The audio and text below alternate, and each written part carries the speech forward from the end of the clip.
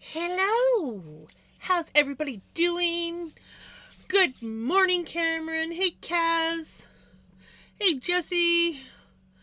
Congratulations on first, Ricky. Congratulations on second, Shirley. Congratulations on third. I can talk. Mom's doing good. She's still in the hospital. Hopefully we'll be able to get her at least transferred to the hospital here where I live. But we're just working on her mobility at this point in time. Because until she can do transfers again, she won't be able to go to dialysis here.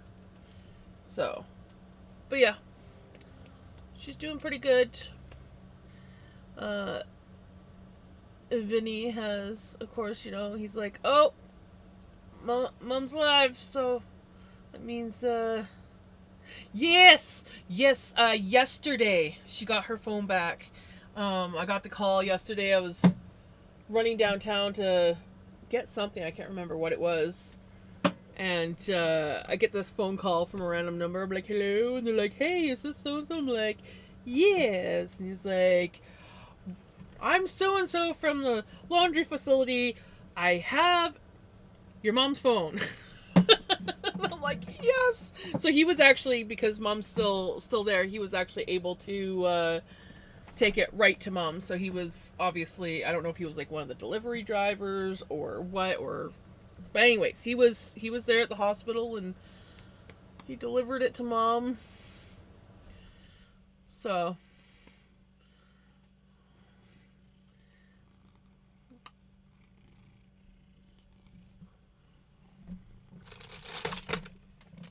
yeah.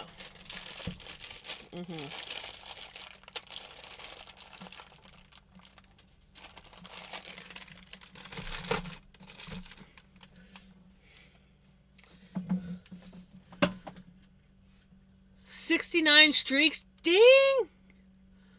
That's awesome. I gotta like restart hijinks. I was going strong on hijinks for a while until my phone screwed up and I haven't had a chance to like get back to it.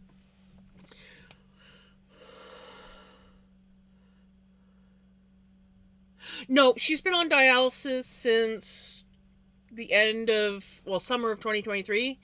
But she's had a bunch of other health complications.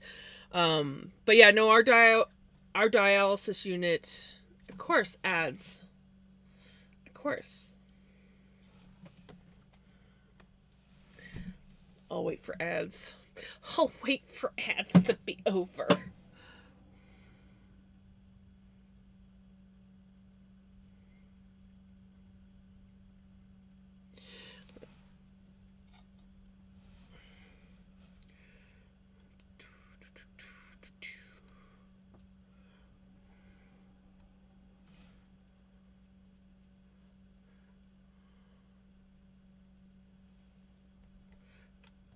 No, sorry. Playing tunes on my string. I'm such a dork. I'll get that Ovaltine in a little bit here. It's me being dork. Okay, are we back from ads? She's been on dialysis since 2023, but she's got a few other health issues. And our house is really not set up like we wouldn't be, I would not want to do home dialysis. Plus my mom's health issues, she needs people monitoring her regularly.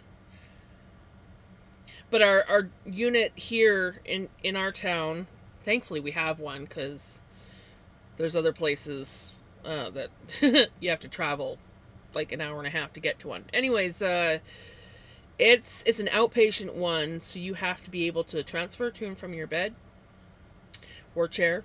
Mom's lucky she has a bed there. It's more comfortable for her. But yeah, so right now, because she's unable to do transfers, she has to be at the bigger hospital where they can just like go up in her own bed. Though they are working on transfers, and she does kind of transfer a little bit, but she gets worn out. Oh, and ads didn't come until now. God, I hate that.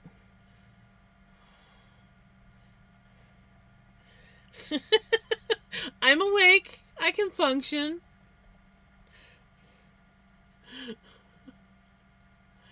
It was on home dialysis in the 80s. Let's just say dialysis looks way different now than back then. That I could believe.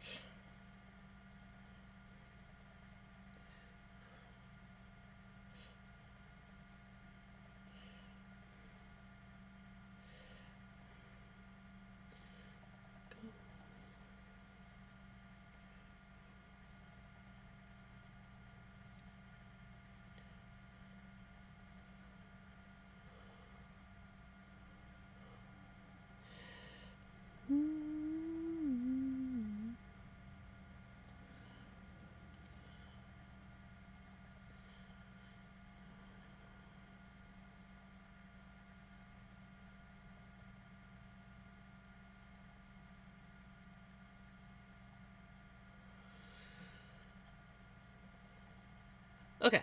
Now we're back from ads. My brain was registering the whole, like, ads are coming, and I saw that as ads are here.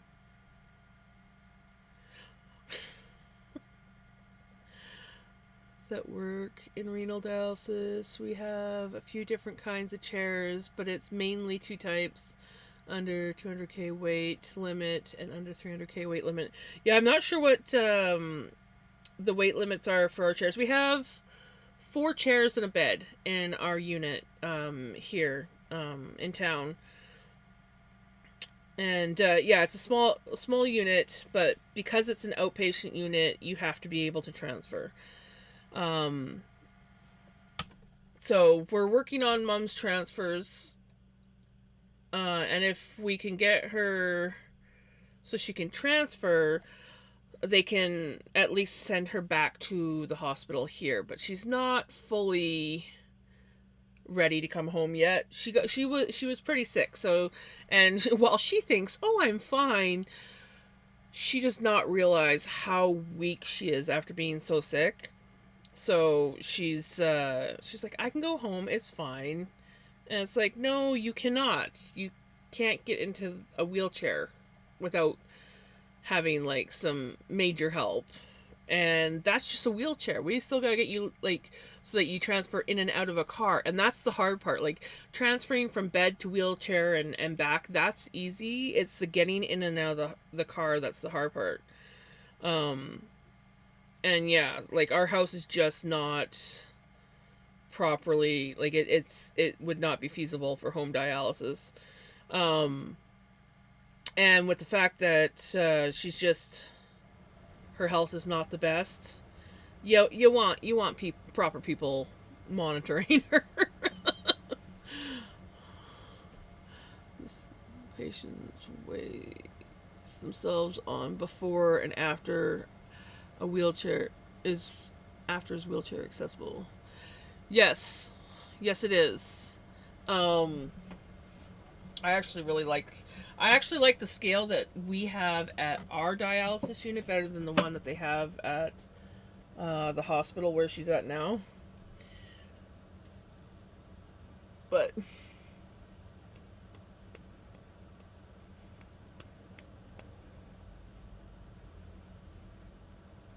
that's pretty much it.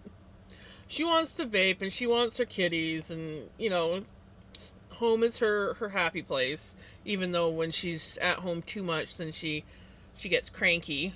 She never wants to go out and do anything, but she gets like severe cabin fever, and it's like, Mom, we need to like let's just go out somewhere, even if it's just for a drive. We need to get you out of the house.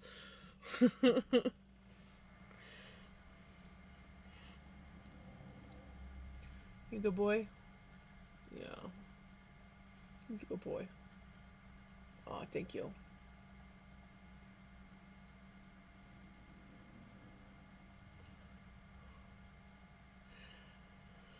So yeah, not sure how long. Of course, like we just had the meeting on Thursday and talked about how we're working on hoping to get her at least to this hospital here.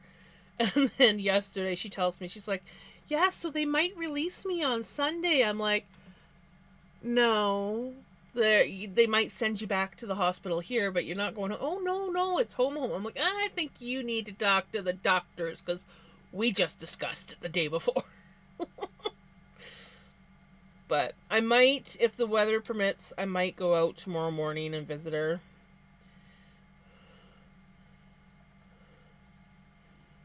But, yeah.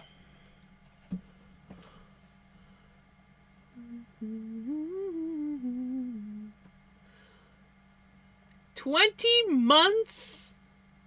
Oh my gosh. Oh, thank you for the lurk, Mama.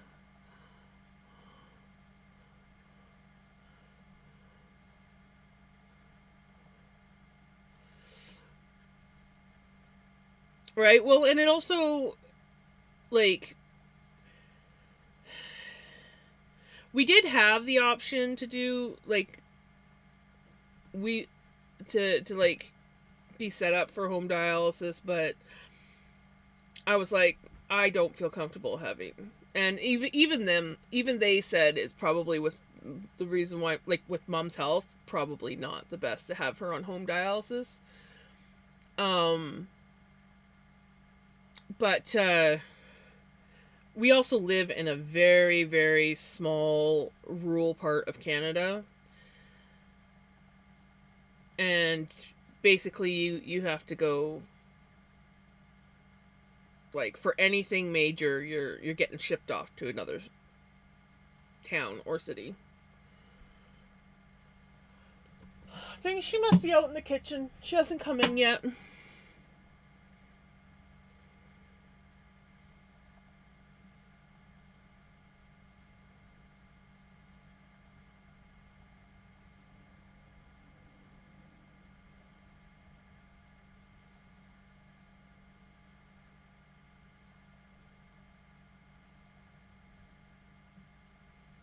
Yeah, I don't blame her for wanting to get out of the hospital. And she's, well, actually, it's a good thing because they had a COVID outbreak on the third floor. So I was like, well, maybe it's a good thing that mom's not on the third floor. But I like the nurses that work on the third floor better than the ones that work on the second floor.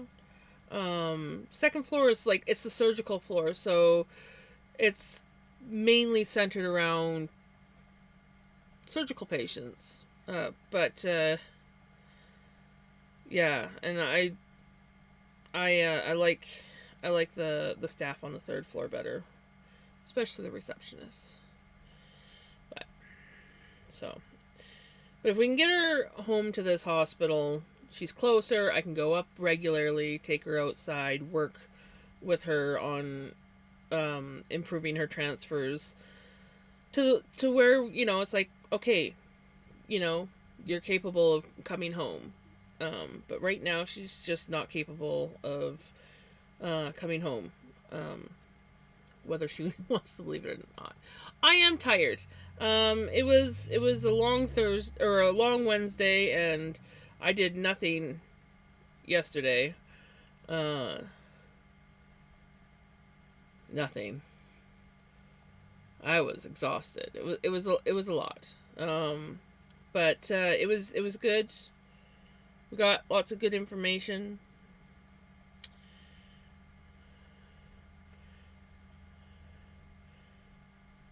And my brother, I think, is going to get a little bit more involved here, which I think will help me a lot.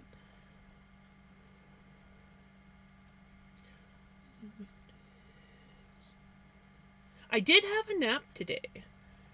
So, like, I'm not exhausted, tired. I'm just, I don't know, tired. Staff who deal with surgical patients definitely take a different approach to patient interaction than those who work, right? Which isn't necessarily a bad thing, but sometimes patients. Well, it's not that my mom's hard to deal with, and I will say that the ward staff, um they're a little bit more lenient with mom, I guess is the best way of putting it. And my mom does this, responds a little bit better to that. She doesn't, in her older years, she has gotten very combative against authority type stuff. So if she's not getting her way, she just throws fits. And yeah, it, and we keep telling her, mom, the sooner you, or the more you cooperate with them, one, the easier it is on you and the staff, and two, the sooner you'll be able to go home because you're doing the things that you need to do, like her physio, like for the first week or so, like not until this week really did she actually start um willingly working with physio on transfers. She kept sending them away, like, no, I don't want to do anything. It's like, well, mom, if you can't transfer, you can't get out of the hospital. That your transferring is like the major key to getting you out of the hospital. Cause yeah, tell mom to be good girl and enjoy the right. That's what I keep trying to tell her. And honestly, we came down, we got her outside before the meeting so that she could vape on her vape. And we sat outside visiting, and she took maybe 2 puffs off that damn thing. But my brother took her out after the meeting because she had to go to dialysis. And my brother and sister-in-law took her outside so that she could have a quick vape before dialysis. While I was talking to one of the, I think she's like a coordinator or whatever. She's for the dialysis department. I can't remember her official title, but she I was talking to her and just getting more information and things like that. And my brother took my mom outside, and he's like, yeah, that second time she went out, she was like inhaling like crazy on her vape. I'm like, honestly, I and we even talked to her like the first time we were outside. I'm like, mom, you should like take this as a great opportunity to maybe just kick the habit of vaping. Use your nicotine sprays in your gums and stuff like that. Get off the fucking vape. This is a great opportunity to do it. Well, yeah, maybe. I don't know. And I'm like, well, I'm not. She's 76. She's gonna be 77 this year. I am not gonna argue with her if she wants to continue vaping. She just gotta know she can't vape in the hospital. So,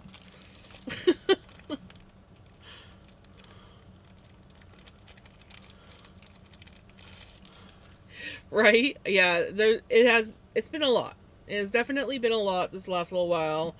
I am I was feeling like a human. I feel like I went back a little bit, but I think overall, um, everything's going up. It's going on the up, and that's all that's important. And I just gotta like tell myself it's a good break for me.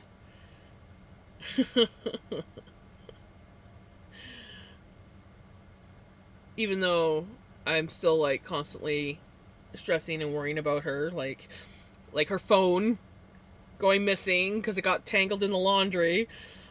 So she was without her phone. Thankfully, she had her iPad, but still, freaking out, thinking that her phone got stolen.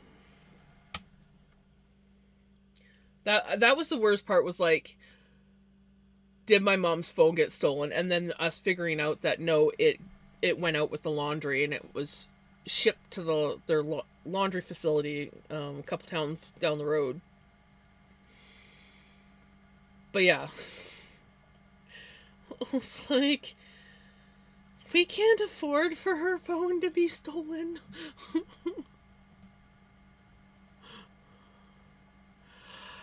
I regret, like, I mean, the only good thing is it got her off of cigarettes, and she was a bad smoker. Um, But and when she first started vaping, she didn't really vape that much. And when I first moved down, she had her vape, but honestly, she didn't vape nearly as much as she constantly had to hold it in her hand. That was her only crutch, is she was constantly needing to hold her vape in her hand. She doesn't necessarily puff on it, and she's still that way too. Um, so that's why I'd like to just like switch her to the nicotine spray, because one, you can have the nicotine spray in the hospital because it's not a vape or a cigarette. And the ones that I buy almost are like about the same size as her vape. Like she doesn't have a big vape; it's just a smaller vape, and it's like almost the same size as her vape. So when she's holding it, she thinks it's her vape. Um, so I would like to get her so she could switch over. We'll see.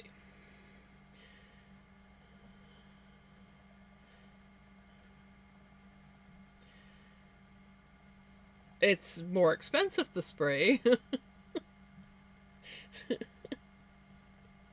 in the long run, but um, at least that's something that she could have in the hospital when she's nicking out.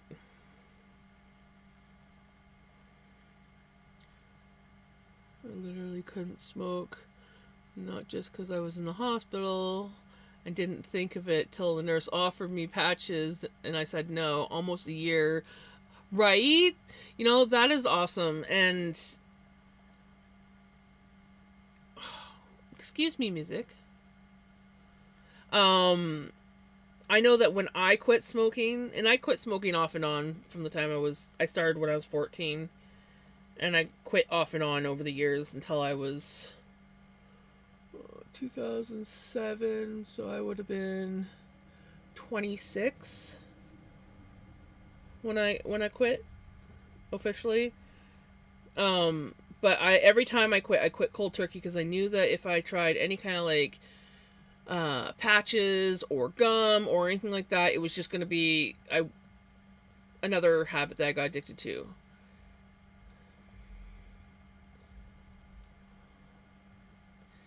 Excuse me, music. Sort yourself out. I don't even think I'm on a playlist right now, honestly.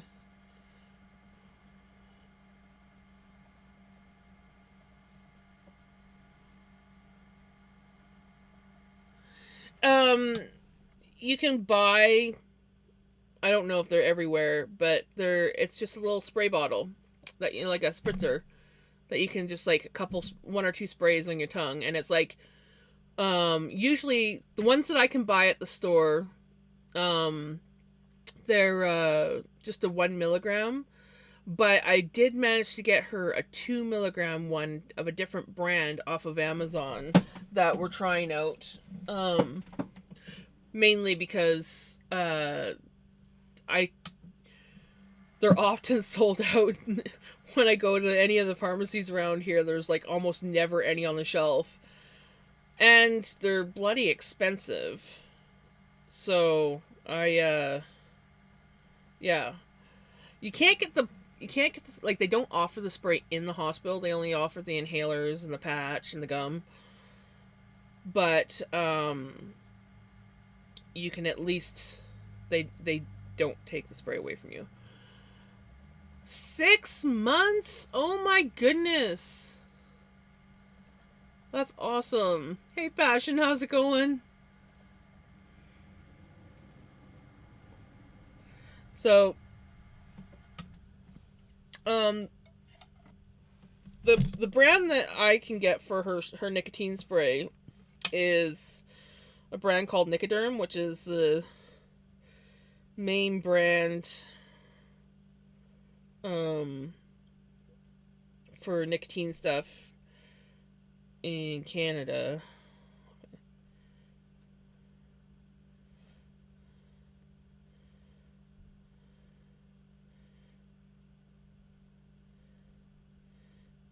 And it's so much cheaper on Amazon. I gotta remember, it's so much cheaper on Amazon. But that's what it looks like. So it's about yay. Where's my hand? It's about yay tall, about that big aroundish. I don't know. It's hard to say. And yeah, it's nice. It basically is just about pretty much the same size as my mom's vapes that she uses. Nicorette. Yeah, Nicorette. Did I say Nicoderm? I think I said Nicoderm. Nicorette is the brand. Uh yeah, Nicorette is the brand. But the one that I decided to try, um the new one is called Nick Hit. And it's a 2 milligram one, and it's just like a little spray bottle one. It's not as fancy dancy.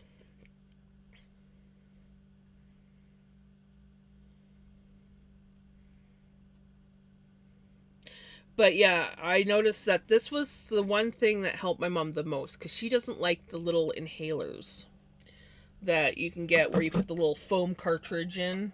She doesn't like those. So the spray seems to work the best for her. It's a day. I feel that passion. I feel that.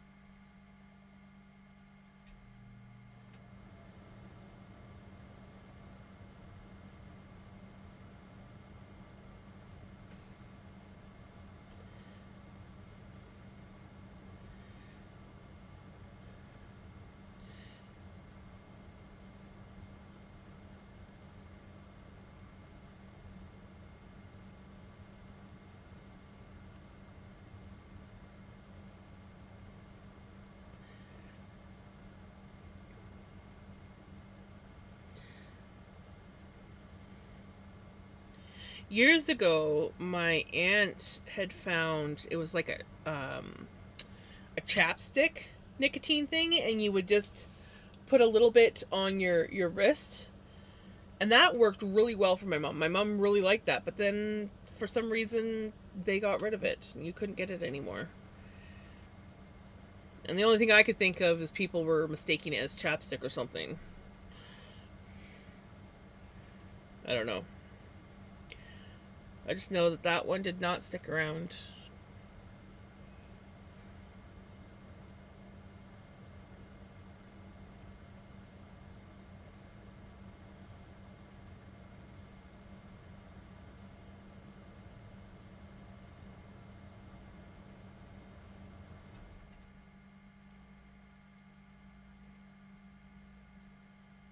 I'm just glad that I was able to quit um, without needing anything. Though that last time I quit, that one was hard. The other times were always easy for me. I'm like, I can do it, no problem. The last time, that one was that was hard. I felt that one. I just did other things. For me, it wasn't so much the nicotine. So like using other nicotine alternate things when it was the habit, needing to do something with my hands. So it's kind of when I sort of like picked up my knitting more often. Honestly, knitting, doodling, just anything to keep busy, keep my hands busy.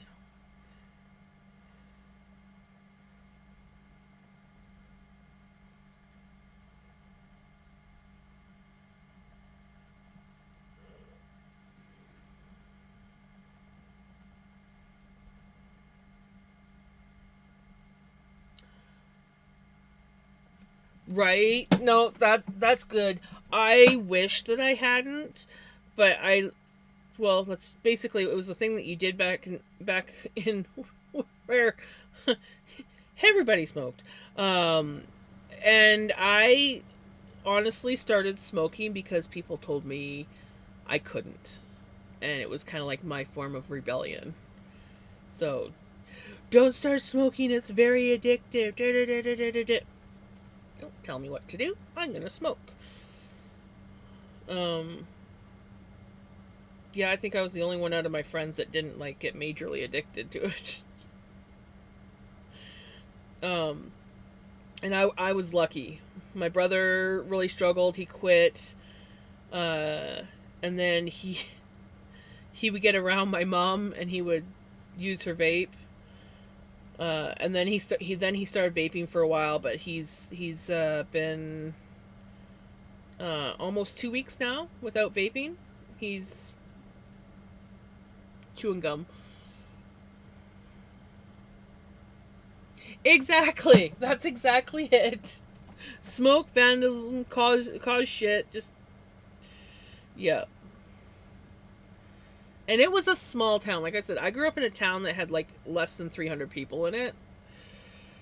Um, we had to go 2 towns over to go to high school. We thankfully had a really good elementary school, but we had several small towns in and around the area that bust in to go to our elementary school. Uh, so yeah, there was smaller towns than what I grew up in. Um, yeah, and even the next biggest town closest to us, their elementary school only went from like in my elementary school went from kindergarten all the way to grade 7, and their elementary school went from kindergarten to grade 5, and then they would split. Some kids would go to our school, and then some kids would go to the elementary school in the same town where our high school was. And our high school,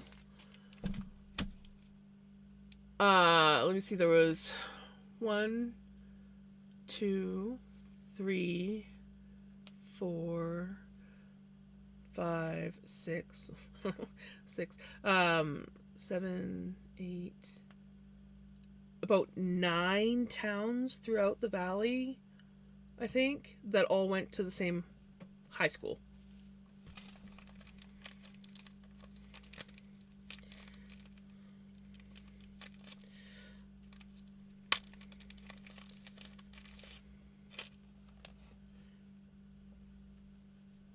All within like an hour hour distance, hour and a half distance. No, not an hour and a half. It'd be well, yeah, I guess no. Yeah, for some of them it was an hour and a half bus ride to school. Maybe not. Maybe more about an hour and 15 minutes, but still. It was. Excuse me, music.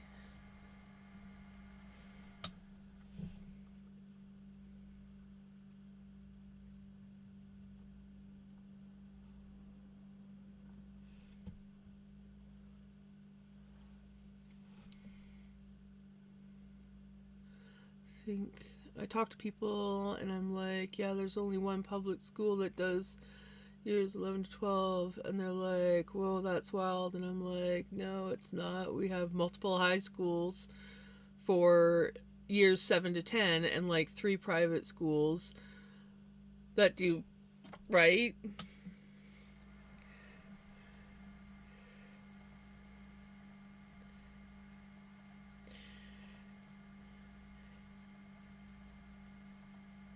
In the town where I used to live before I moved here, the high school and the elementary school were literally, I think they might have actually been attached. If not, they were so close beside each other that they looked attached.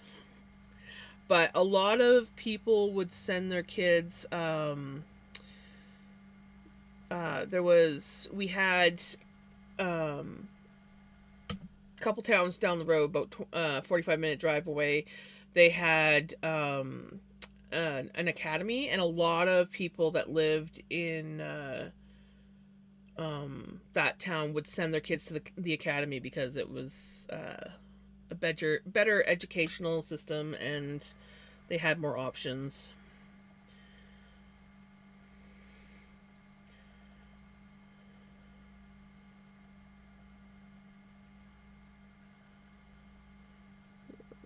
There's adults, 18-year-old learning in the same building as 3-year-olds, but they're acting like my town is small, right?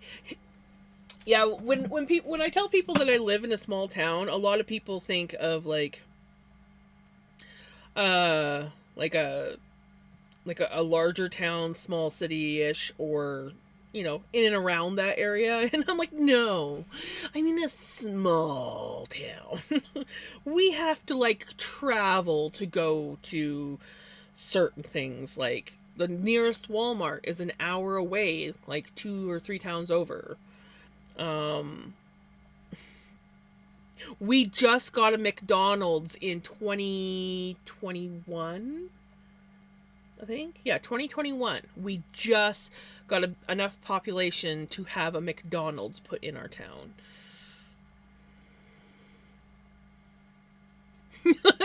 Right? I love Frosty.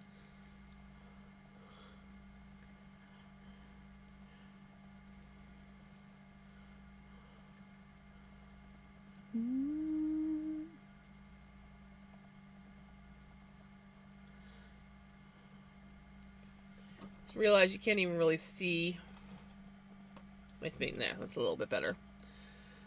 I could adjust my camera a little bit, but meh.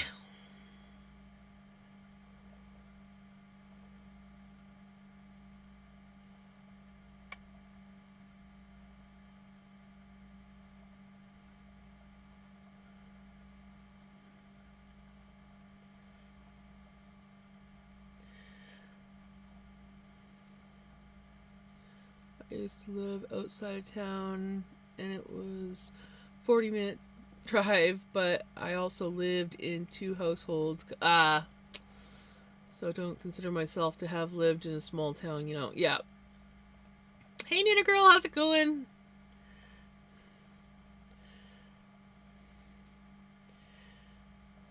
Honestly, I think this town here is the biggest town I've lived in. I think so. This town, um, the town I grew up in, we had to travel 2 towns over to go grocery shopping. It had, it had, one gas station corner store, and it still does. There used to be a bottle depot that also was like a video rental store and candy store. Um, but that finally, like, I don't know, the building was very old, and the people wanted to retire, and then they eventually tore the building down, and a really beautiful old house got moved from outside of town and put there. But yeah, so the only store in town that I grew up in is just this little corner gas station store. They also, we did used to have a pub at one point in time, but there was some craziness that happened and it burned down. And so after the bar burned down, our little gas station got a liquor license and was also a liquor store. So you could get groceries, and you could get gas, and you could get alcohol there. Not much. It's definitely better to go to the bigger town to go grocery shopping. But if you were in a pinch, they generally had what you needed. Um, and yeah, I think in the summertime now there is a food truck that opens up. Otherwise, there's no restaurant in that town. But there's a decent elementary school, so, and it goes from kindergarten all the way up to grade 7. So it's the only really good thing that it's got going for it is the school. But yeah, where I live now is probably the biggest town that I've lived in.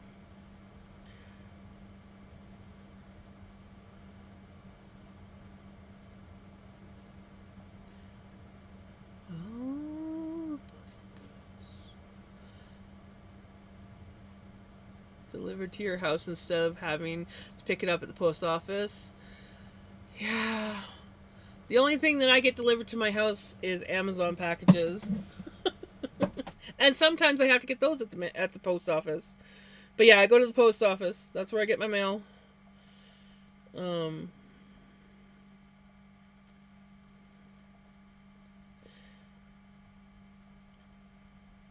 Though we do have like the post office boxes that you can go to that are along certain streets, but mine is the post office that I have to go to.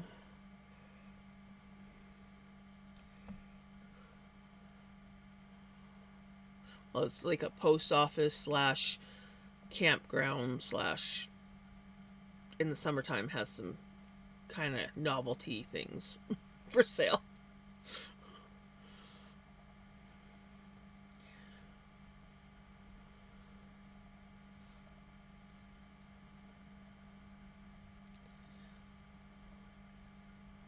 I'm doing pretty good, Knitter Girl. I've been rambling apparently for most of the stream, honestly.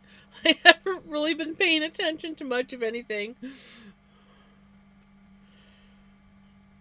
I realize that as it's like 41 minutes into the stream, and I remember spinning floof and talking about small towns.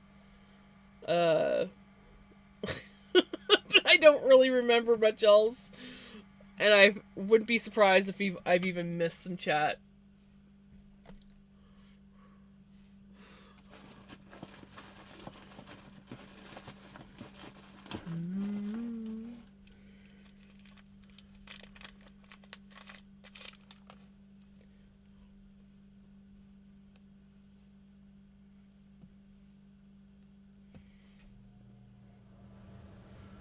I got hooked playing Mahjong, so I feel that. I feel that. I actually had to delete that off my phone because it was distracting me too much, and I needed space on my phone. So I was like, nope, we're just gonna get rid of that. Ooh, it's Friday, isn't it?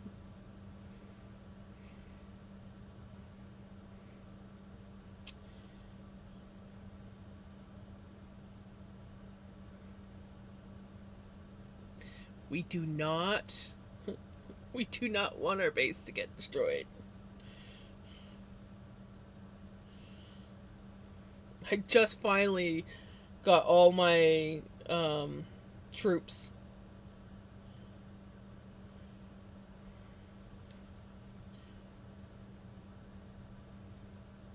I do not want to lose them again. Shield! It's like, what am I doing? We're shielding up. There we go. Yay! I remembered 22 minutes before the battle started.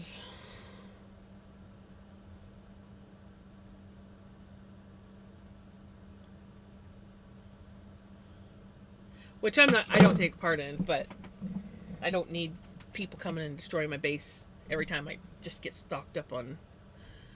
Mom's doing pretty good. Meeting was about what I thought it would be. For the most part, once we can get her so that she can transfer without struggling, we should be able to at least get her to this hospital and then continue working on getting her strength up so that she can come home.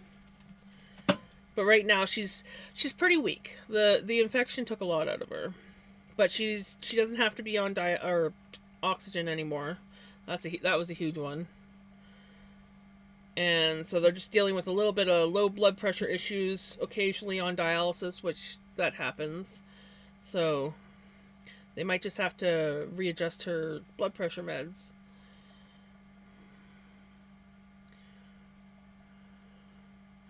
I did not get my Dr. Pepper. I actually was very good and did not go downtown at all today. Actually, that is a lie.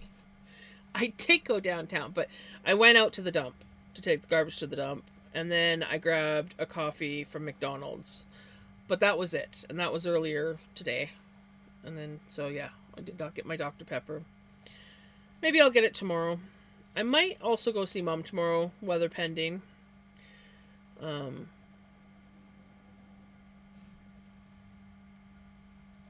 love this song. Um, but yeah, so Weather Penny, I might go out in the morning and see Mom for a little bit. But just a short visit.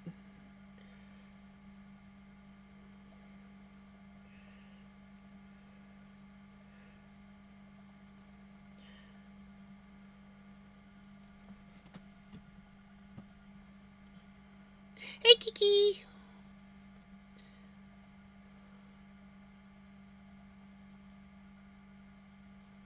No space on phone.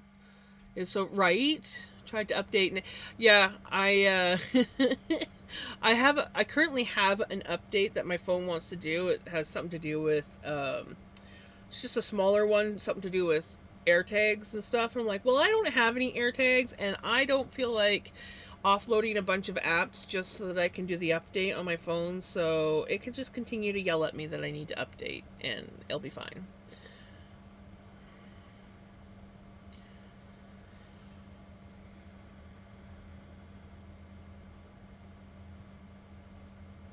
Oh, okay, now that sucks. But the pop-up wouldn't go away. Yeah, thankfully I haven't had that issue. I need to get a new phone. This one's getting old. The battery health is starting to go downhill, and yeah. I also just need to like start like deleting stuff. Like turns out my messages, there's like 4 gigs of data in my messages because I never delete text messages, and I'm like, I should do that, and I'm like, oh, but there might be something important in there, because I'm gonna go back over my messages from years ago. Hey, Jukin, thank you for the sub. Wow, 5 months. Thank you for the resub.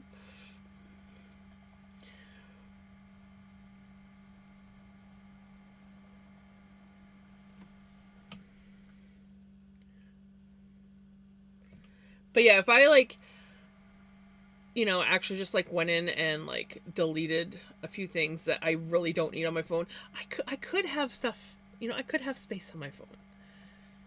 But with every update, it just takes up more space on my phone. More and more space on my phone.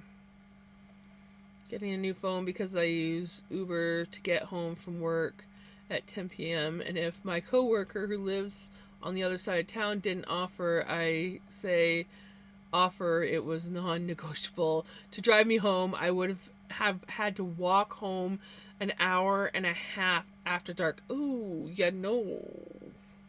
I'm glad your coworker gave you a non-negotiable ride home.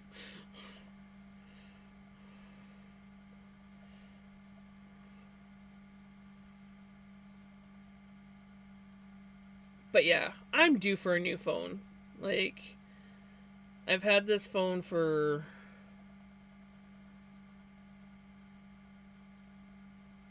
4 years now. Yeah, I think it's 4. It's got to be like somewhere around 4 years.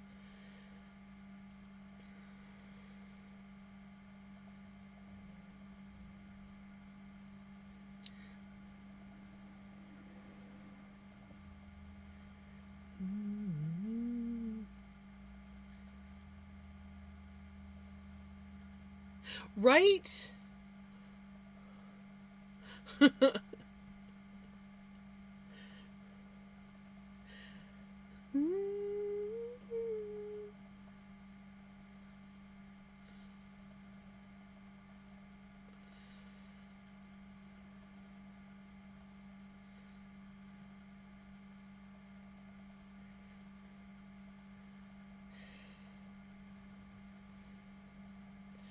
Yeah, it's nice when you can get some good coworkers like that.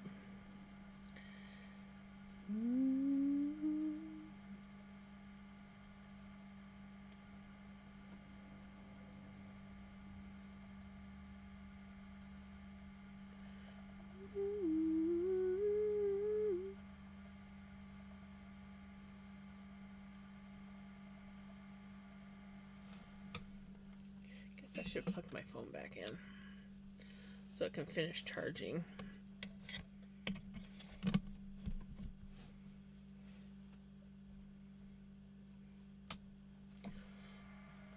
So yeah, we have this much left to spin. So I think we're about halfway. I can't wait to see what this looks like all plied up and then put into a hank. My coworkers gave me rides home too. Yep. Yeah, I was often a chauffeur to a lot of my coworkers. One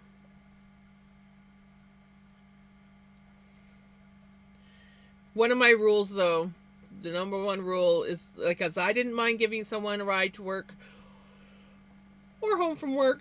Home for work was easier, but, like, if you're coming to work with me, you better be at my house by the time I'm leaving, or I will leave you. I am not going to wait around for you because I am one of those people that leaves early for work.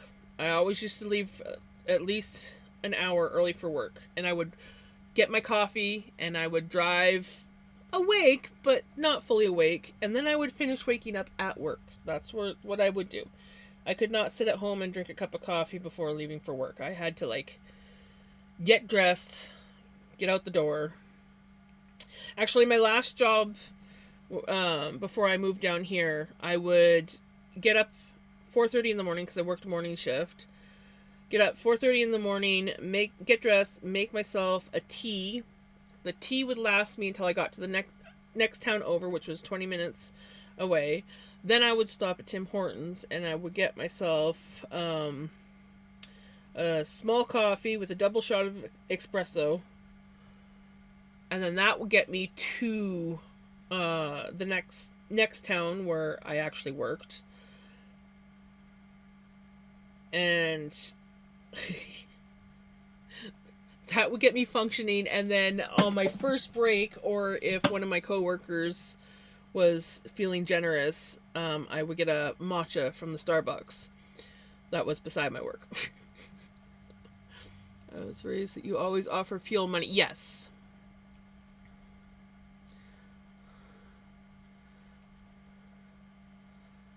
That drives me home like twice a week, so I collect cans and give her so she can get that 10 cents for recycling.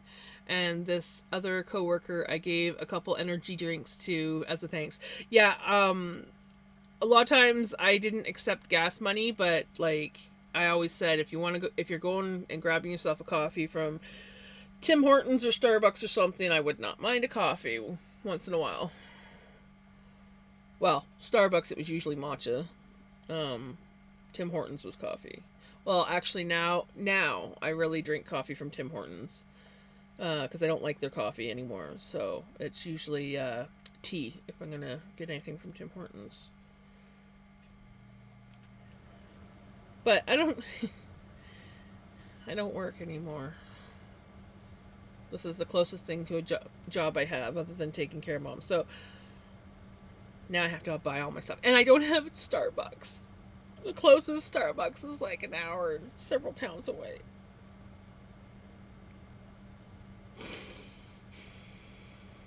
The sadness. Though there is supposedly a Starbucks in the town where mom's at right now.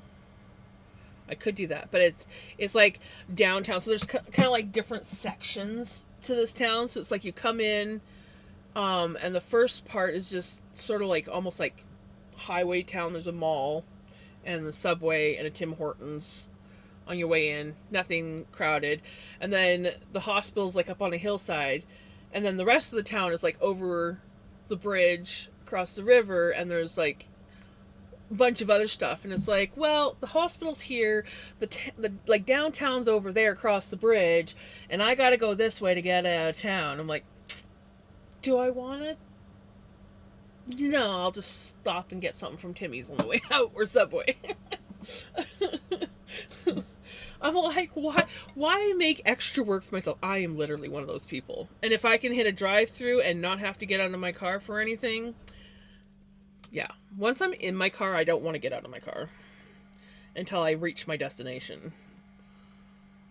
What drives me home a lot lives around the corner from me. So she's like, I want to take you. You live so close to me. And I always say thank you for driving me. Yeah. That's the handy thing is when, and that's why, like, I had one kid that I used to drive to work with me all the time.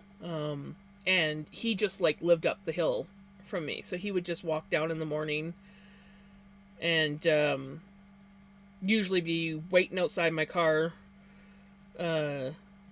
just as I was like leaving for work, or he'd get there as I was warming the car up. So,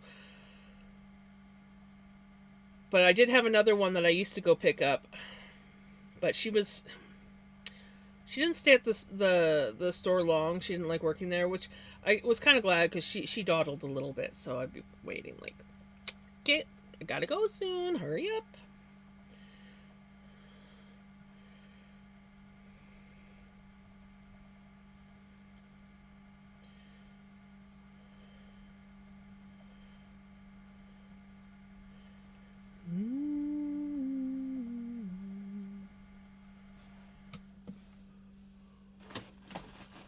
Love her smooch. She's such a sweet person. English isn't her first language, so she's always asking me about which words would fit better in a sentence, and we laugh a lot when we both have no idea, right?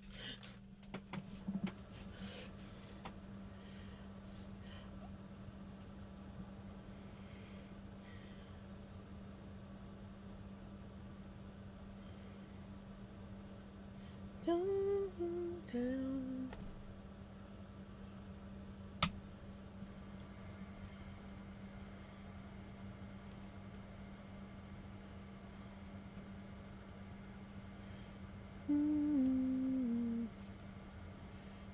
I think my favorite was when I was a housekeeper, we were struggling to get staff for the resort.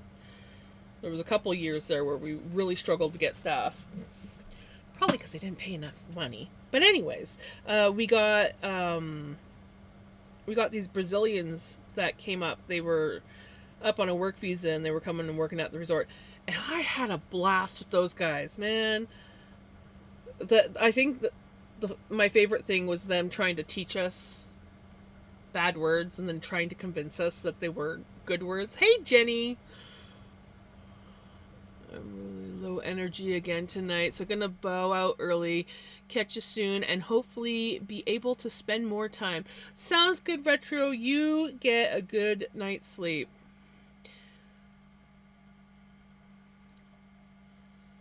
I have taken on a whole project. Ooh, a whole project. Tell me the whole project. I need to know this whole project.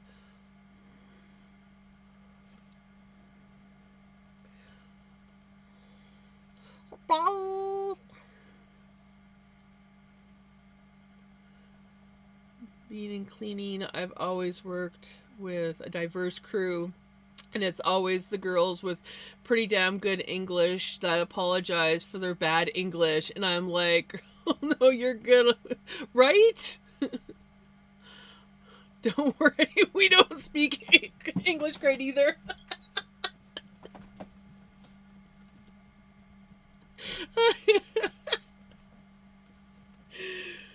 Oh my gosh.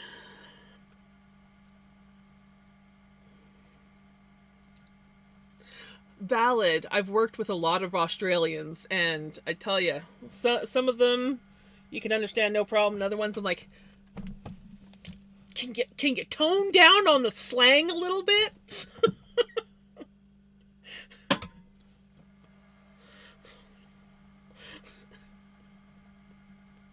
But then again, us Canadians have some pretty good slang, but I don't know, you guys have some awesome slang. Can I think of any off the top of my head? No.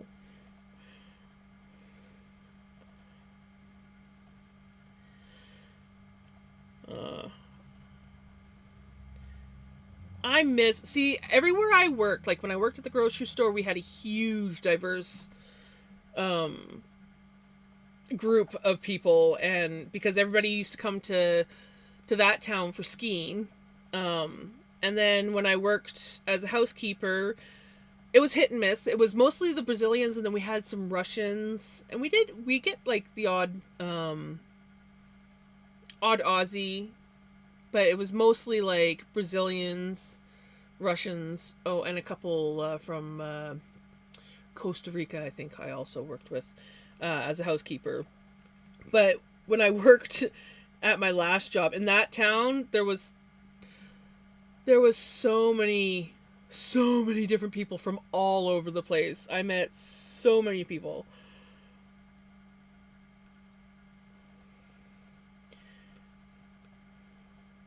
But yeah, they would all come and they would work um like usually like two, sometimes three jobs just so that they could go skiing at the ski hill. I think a lot of them think they're bad at the language because their reading skills aren't right, same level as their speaking skills, and there's still that language barrier at times, but like we always get there in the end, and I'm happy to read over, right? Exactly. Sometimes people they read better and don't speak so well, and then there's the other ones that speak really well and but struggle with the reading part. And I never really had too big of problems working with someone that didn't have the best like English. We usually worked through it pretty well.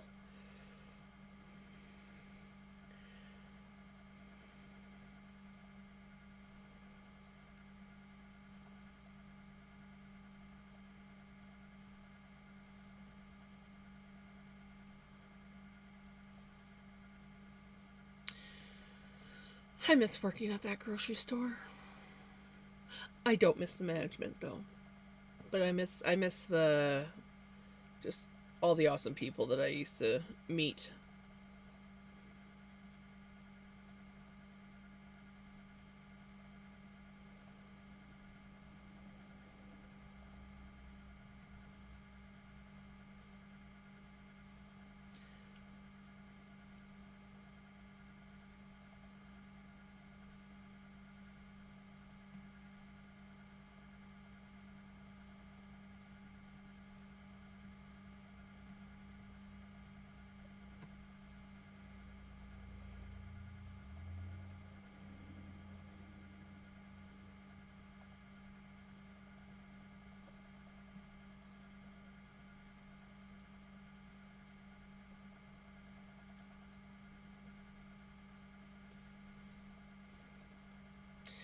Right?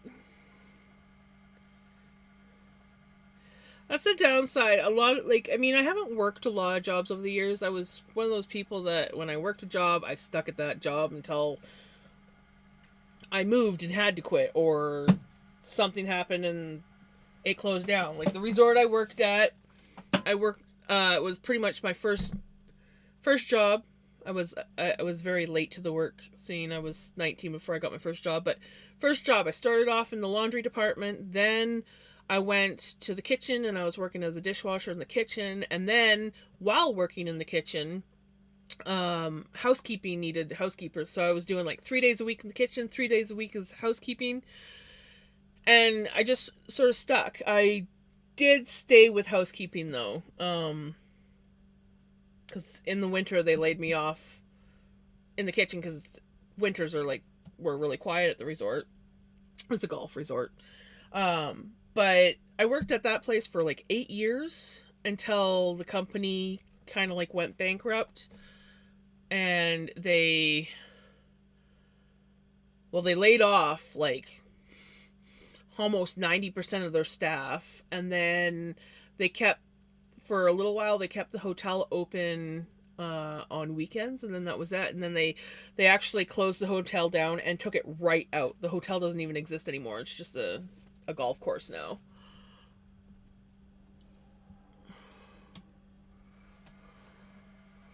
trying to get back to work again. I just want something I love. I feel that, Kiki. I feel that.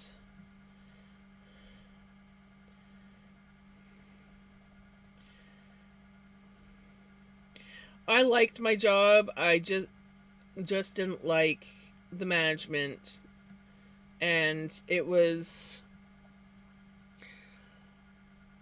honestly, it was pretty well just paying for me, like paying for the gas for me to get to and from work, kind of thing. Like I was, it was fine when we had my husband's disability helping out with things, but because he pretty much covered the bills. But once that happened, I was slowly bleeding what like savings I had, um, and yeah, so I just couldn't afford to work at that place with the shit management and at the pay that I was getting. So I quit, sold my place, and moved down to help my mom out, and now I'm a full-time caregiver with no income.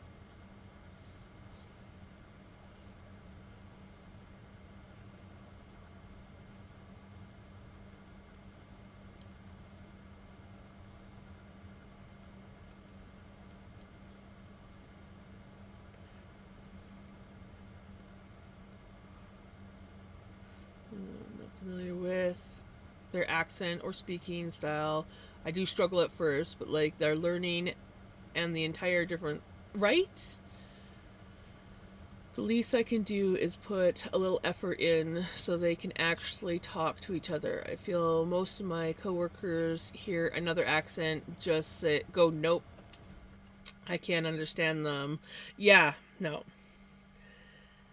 It's like, and you can, like, I've never had a problem. Not really. There was one person I struggled a little bit to communicate with, but not much. And it was more they just didn't want to put the effort in. Um,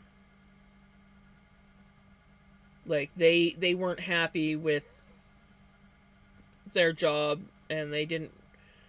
Yeah, they're just like But yeah, most of the people that I worked with, I never had an issue um, understanding them or communicating with them.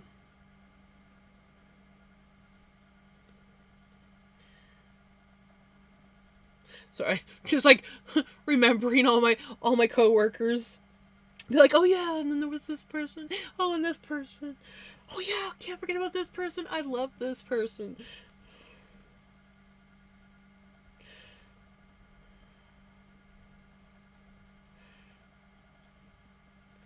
I'm actually still friends with quite a few people that I worked with over the years on Facebook.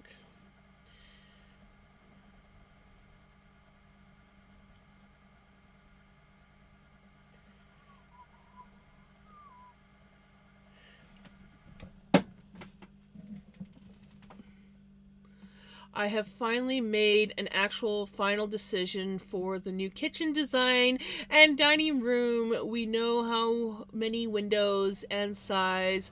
Oh, that is awesome. That being said, I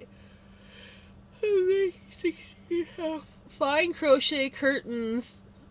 Okay, that is a huge project, and that's awesome. Oh, that's the worst. I hate when people don't take the time to figure out or learn how to pronounce the name. We used to get some. We used to get some interesting ones.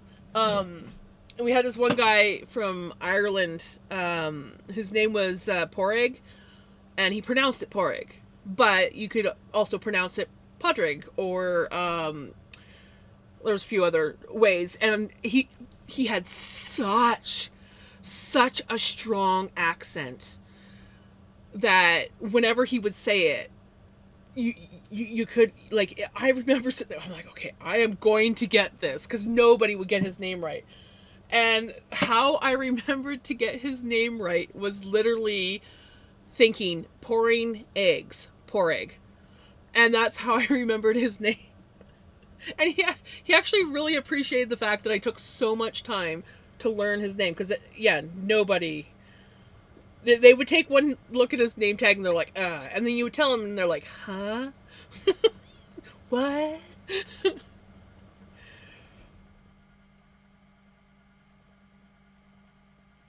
But yeah, like, I spent days working on getting the right pronunciation and how he said it, because I'm just like, and then there was another one who used to just tell everybody to call him Charles, and I still, and he told me how to say his name once, and I started getting good at it, and then I forgot, and I'm like, dang it.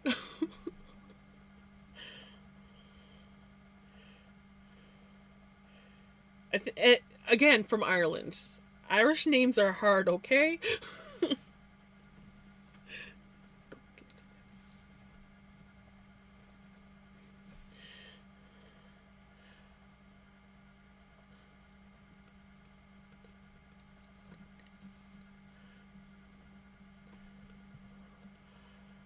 have a couple coworkers who struggle with my name.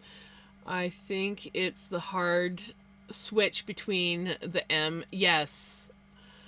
So I tell them can't write. It's fine, and they jump onto that.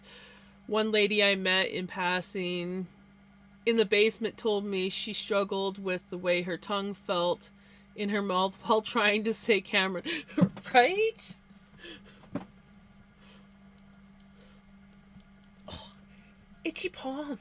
Itchy palm. Okay.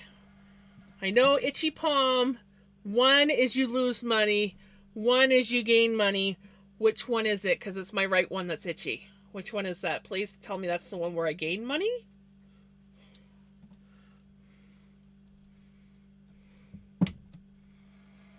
I can make them up and pack them away. I figured it will take me a good, right? If you're doing the fine crochet, yeah, that's gonna take a while, Jenny.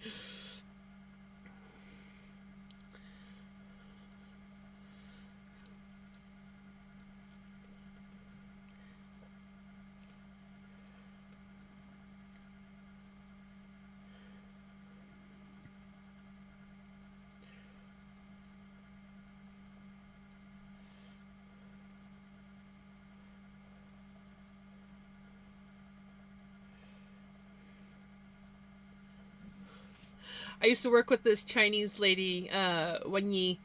I loved working with her. She was freaking hilarious, but she struggled to say girls. So, like, this is back when I was housekeeping and I was working at this one resort, and she'd be like, "Hey, you girdles,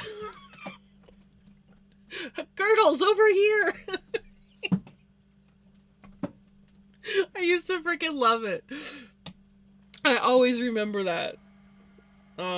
I miss her. She was so funny. She had pretty good English, but yeah, she just struggled with saying certain words like girls. It always came out like girdles. Hurry back, Nita girl. You have one dilemma. What's the dilemma? I had one started that struggled to understand, but I asked to see her ID, and when I said her name, she was like, "Oh, good pronunciation." And I'm like, still the only white coworker who pronounces her name right.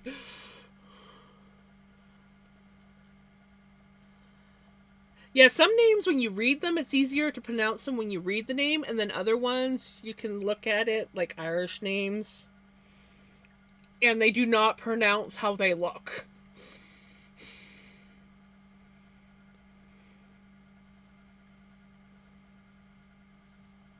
You got the shirt done? I can't find what pattern. Oh no, Jenny. Skirt still has a few rows started on purse. That is awesome, Kiki.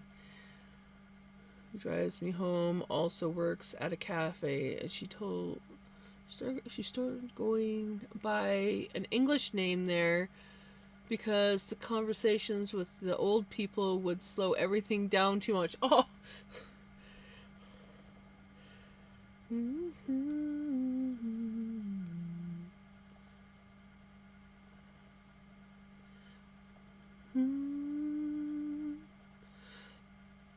Well, my last boss at the grocery store, him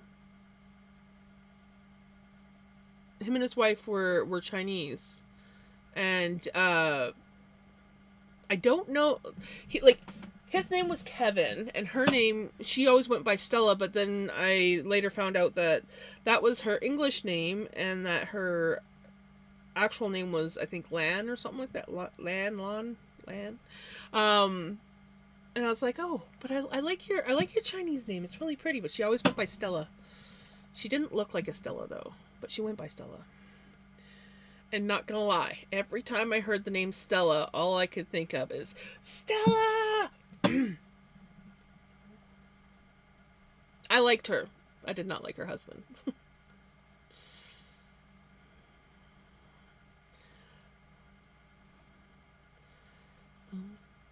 She was really nice. Her husband treated everybody like a number.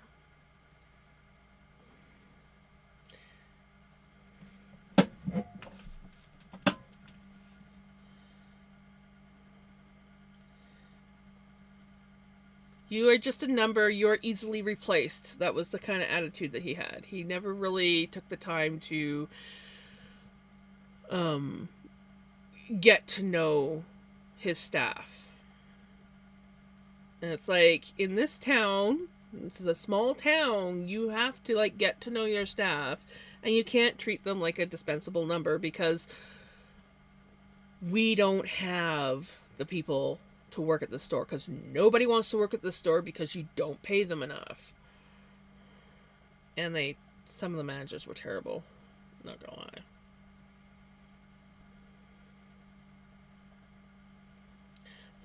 You and me.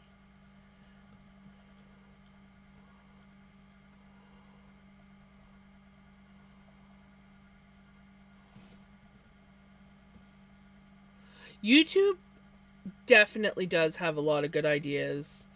Pinterest does too, but you can't necessarily find the pattern. Sometimes you'll see something and be like, "Ooh, that's cool," and then you can't find a pattern for it. Or it'll say free pattern and you click on it and it's a link and there's all these like garbage ads on it, but there's no actual pattern.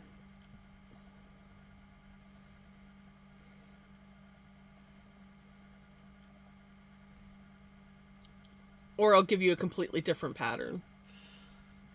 You either have to put up with their name being butchered constantly or choose an English one because English speakers don't try. It's disappointing as an right? I like to try. Like, it bugs me when people, and it even bugs me when I mispronounce a name. But it bugs me when people will mispronounce names and not even try, even when the person will constantly like correct them. And it's like, especially if it's like an easy correction. Like, for example, Avi Kaplan, singer. My mom always calls him Avi, even though I've corrected her I don't know how many times. It's Avi, not Avi. Things like that, when you know it's like something so easy from making an ah to a ah sound, and you can't put that effort in. I know my number of stitches. I have 151 stitches.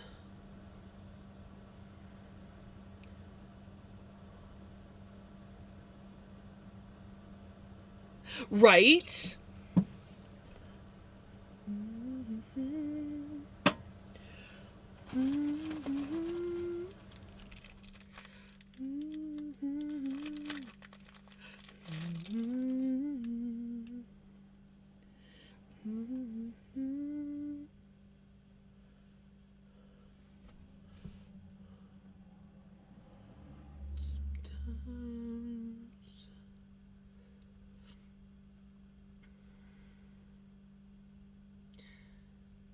So is it like a pattern that you've started and then you lost the pattern, or you just can't find the pattern that you want, but you want it somewhere within the range of 150 stitches or 151 stitches?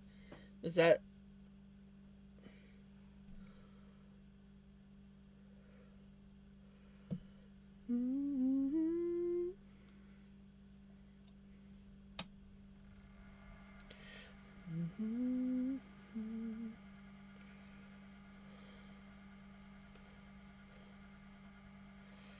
oh, a little bit weird.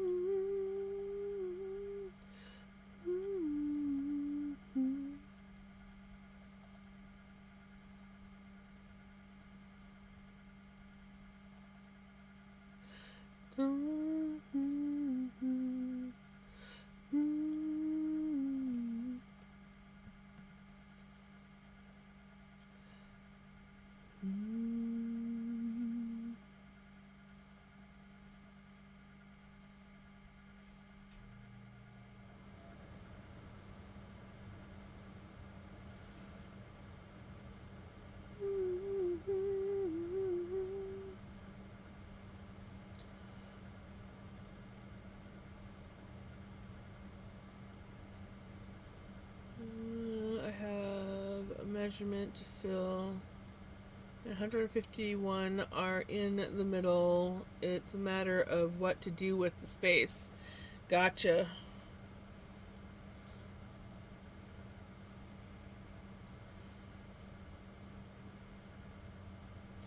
I'm going to Walmart tomorrow to buy snacks. Snack. Do you want them to be like super lacy looking, or are you wanting them to look more like solid? I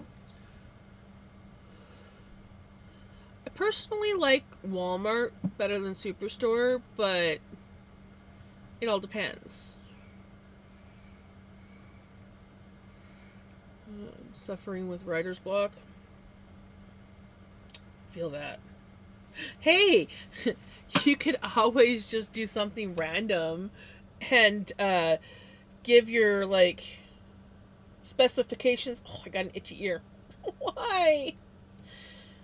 Itchy inner ear.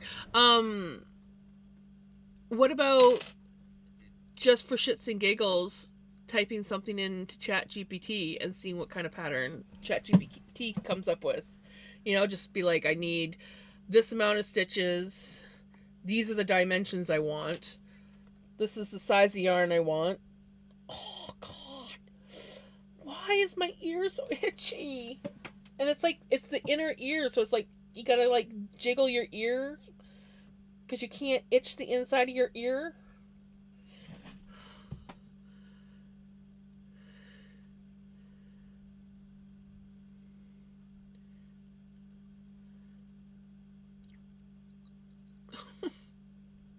Why? It just like hit out of the blue.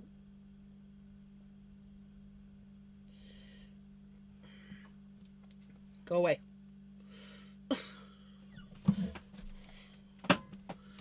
That was a bad one.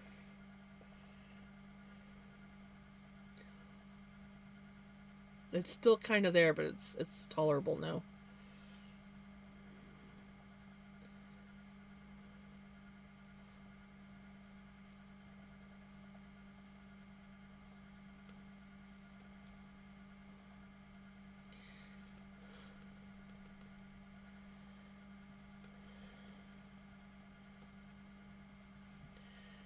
Sometimes ChatGPT gives you like valid patterns. Other times, not so much. It's like it comes up with this pattern, and then you start doing it, and you're like, this is not working out. Please go back to the drawing board.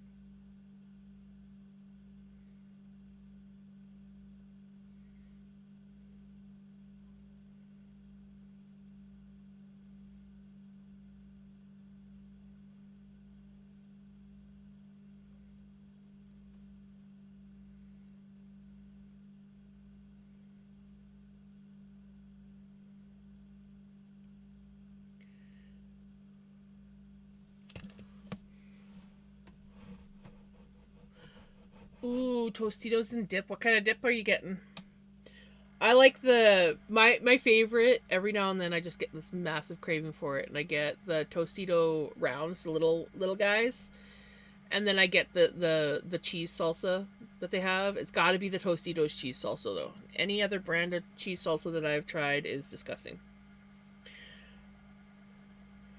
and I will just sit down and eat the whole entire jar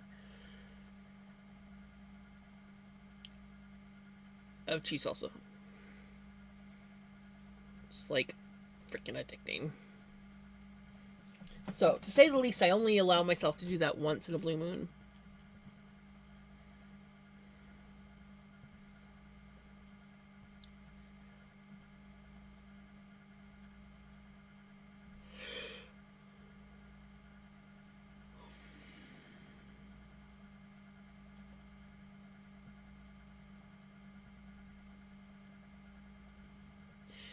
Mom's doing pretty good. She's gotta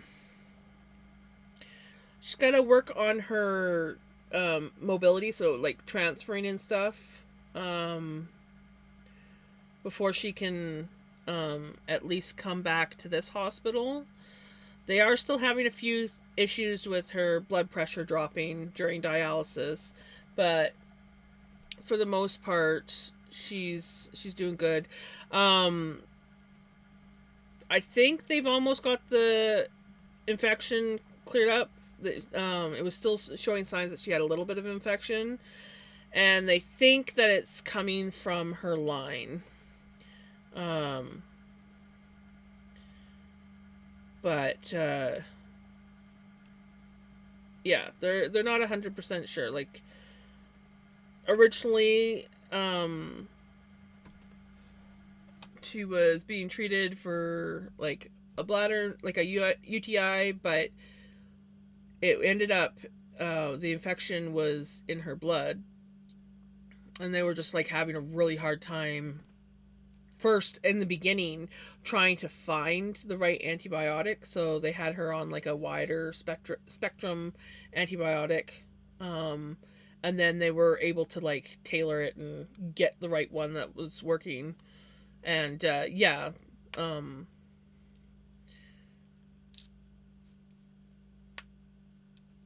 it was yeah. So when I talked to them on Thursday, she still had the infection, but it was clearing up. So like it was moving in the right direction, and yeah. But she's very weak. She's in denial about how weak she is, but she's very weak, so she can't really transfer much without help. Um, and so if we can get her so she can transfer better, we can at least get her closer to home, and then work on getting her back here to the house. But Yeah, we just got to get her. Um,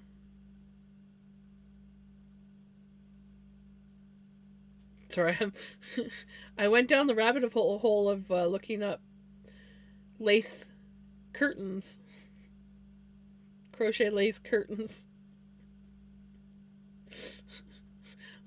Ooh, that's cool. But that doesn't look like crochet to me. But that's cute. Okay. Oh, wait. What did I just see? Okay. That's cool.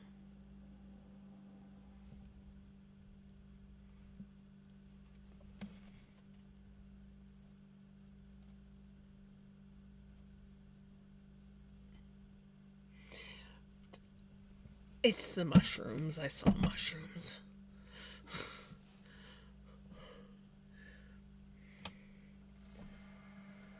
I was just kind of like looking at it for like different ideas.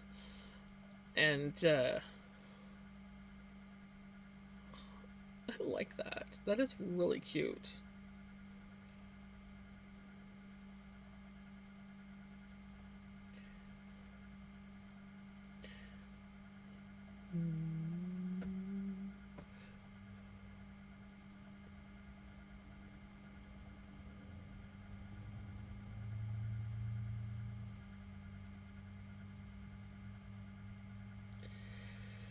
Yeah, so hopefully we can get her home soon.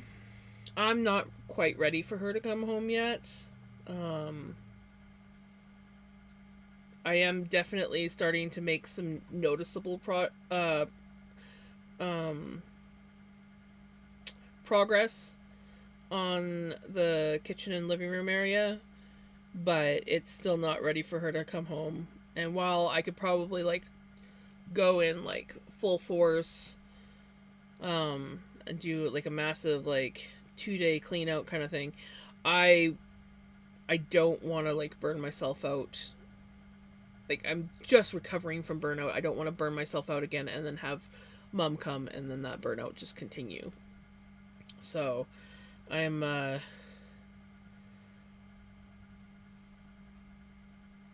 just kind of like chipping away at everything and not pushing myself too far.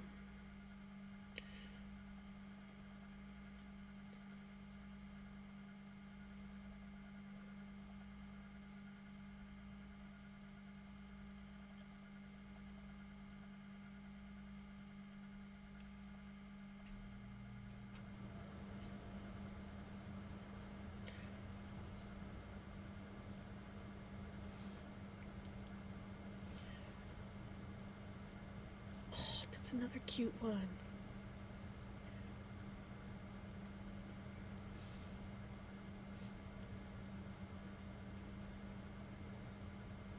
That one's also cute.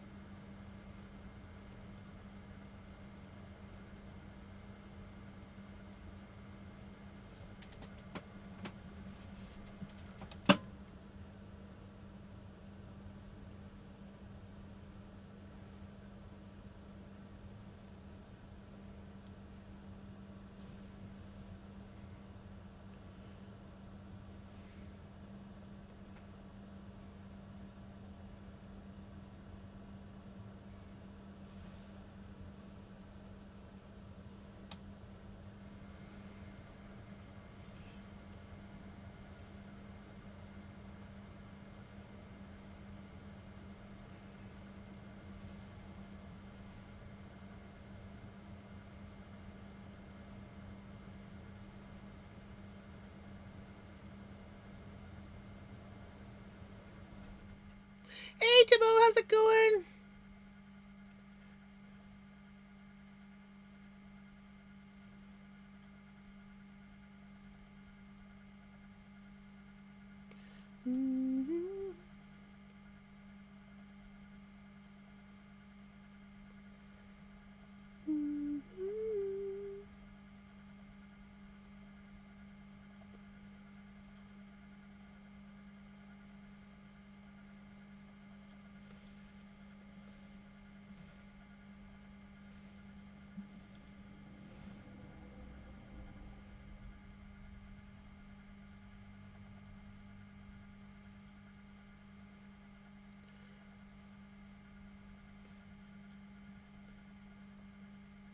Yeah. Oh, that is awesome. Nothing's better than when you put something on and it fits perfect. Cut my hand and arm and thumb.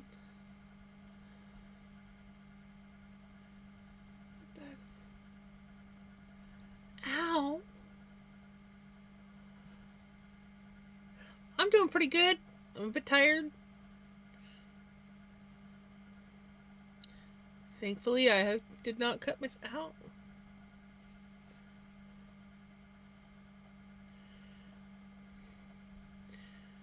Bit tired, but doing good.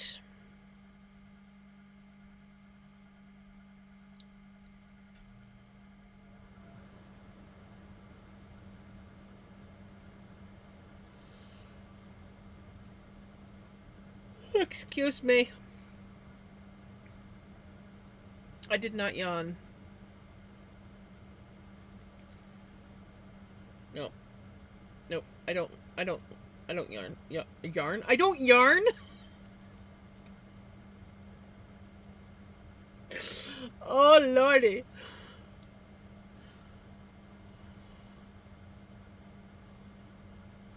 Right?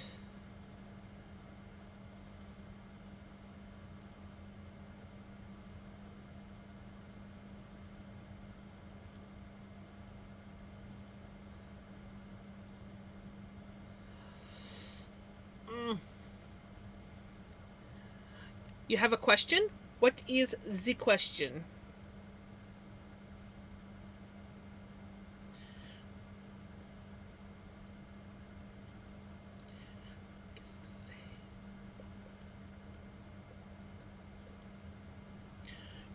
Run, run, run, run, run away.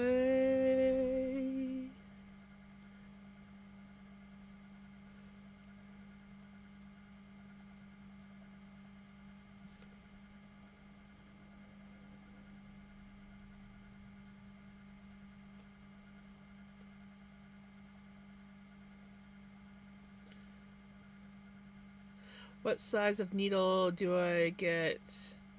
I don't want to invest in a whole kit if I don't like it. What is your comfort size for a crochet hook? Because if you're depending on your comfort size for crochet hook, it'll probably be around the same for knitting needle. At least that's what I find. 4 to 6. So yeah, like go with I would say go for like a size 5 knitting needle right in between, and then it's not too small, not too big. Like I think these are 5s that I'm knitting with right now. Where is it? There it is. Yeah, these are a 5. So, and they're just like a nice, comfortable size for your hand. So I would say, yeah, go with about a size 5, 5.5 knitting needle, and I think you should be good.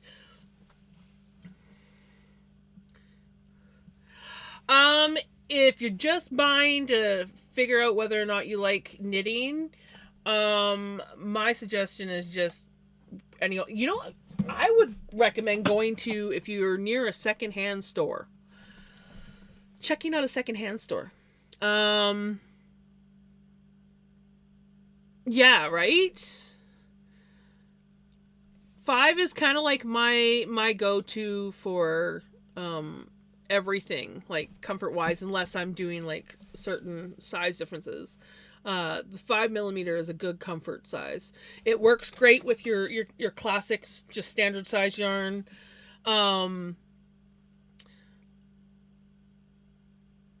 So sleepy. I had no sleep last night, and after a party, right? No kidding. You should probably get some rest. Hopefully you're not in too much pain. Um, but yeah, I would advise staying away from plastic needles if possible. I don't recommend plastic. Um,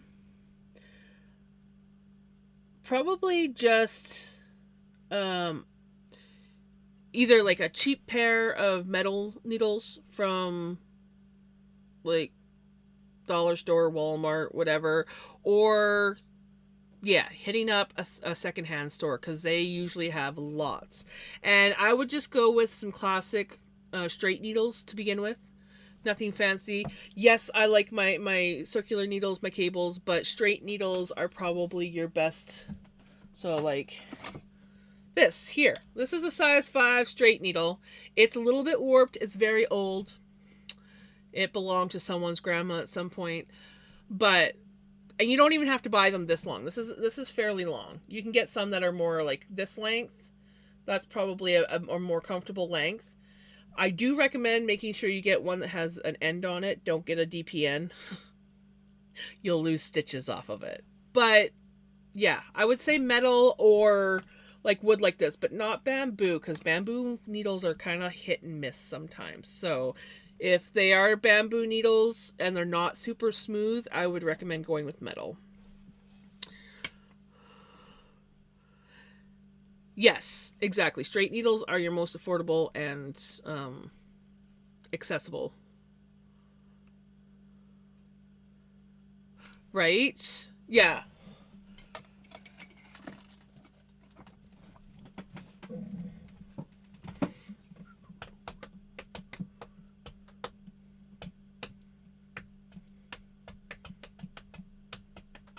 Sorry, this song gets me every time.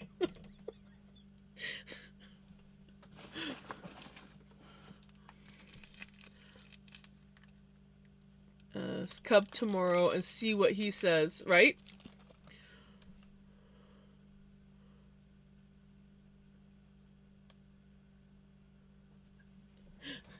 I'm just glad that I can help. I'm fancy. I use interchangeable cubic cable. Ooh. But yeah. See, I like my I like my knit picks. I love the wood needles. These guys are my love. But I think the reason why I like these is because they're not overly slippery. I like slippy needles, but not too slippy.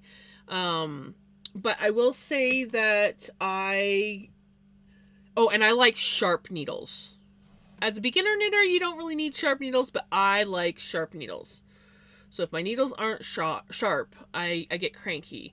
And that's where I run into the problem with my likey needles that I have, which, here they are. These guys, I love them. These are my shorties. I love these guys, but their tips are fairly blunt. And that annoys me. So, metal needles usually have a nice sharper tip, but not always. But as a beginner knitter, it's not overly important. But yeah, I do like my sharp needles.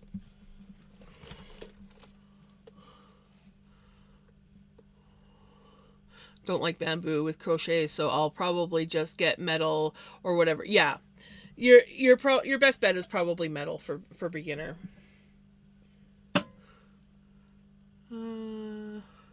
Yes, there are some. Well, these ones right here. Where's my? Here they are. On sale. These were $94.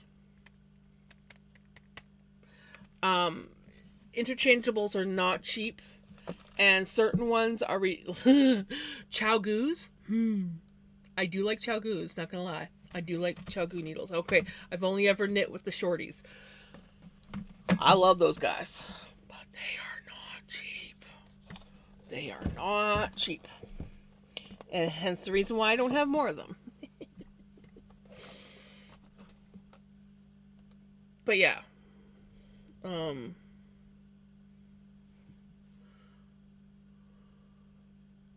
I do. They are nice. Knit picks are definitely my go-to, and yeah, like picking is what I mean by sharing.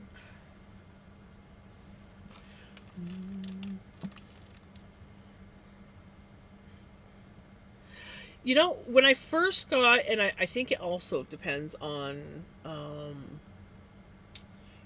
the needle itself. I will say that I do, when I first got, and I only got the one needle.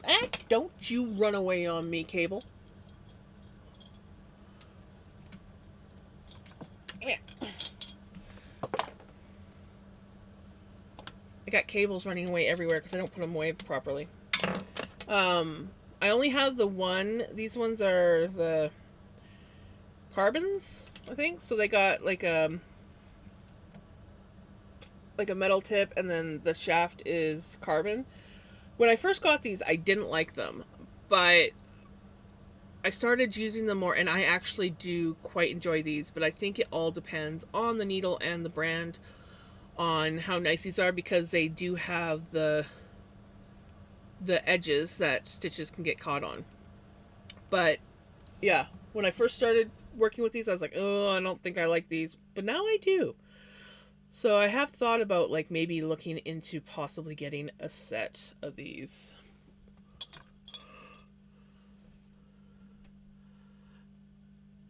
But yeah, if you've got like a Value Village or secondhand store of any kind, I would go there first, because you can get them like dirt freaking cheap. Everybody is like dropping off their grandma's straight needles and stuff like that. If you luck out and you get circular needles, awesome. But I would, as a beginner, straight needles are probably your best bet to go with.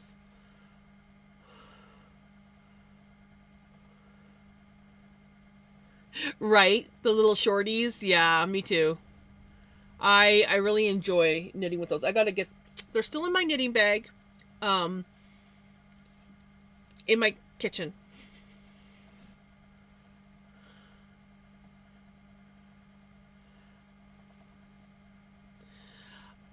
I have only ever broken one cable, and it was actually my Chowgu. One of my Chowgu. I still need to find, like, this is a 5-inch cable, and so far I've only been able to get a 6-inch cable. But yeah, I broke my Chowgu. It's supposed to look like that, and the end broke off on me from too much knitting. Look how tiny this cable is, though. And I used my 2-inch shorties, Chowgu shorties, with this. So, but now I have to knit with the 6-inch cable because I can't find another 5-inch cable.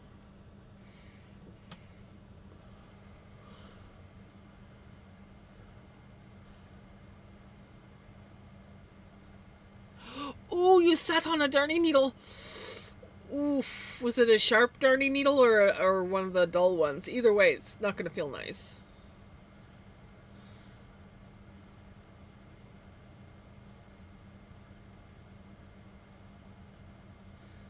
Oh no, you definitely won't break any cable. Like, it would have to be a really cheap, flimsy, crappy circular needle for that to happen.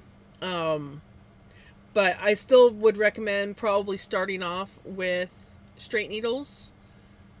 I don't like them, but less fuss muss, no getting confused.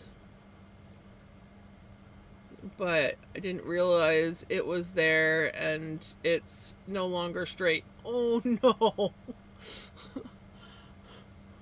That's the worst.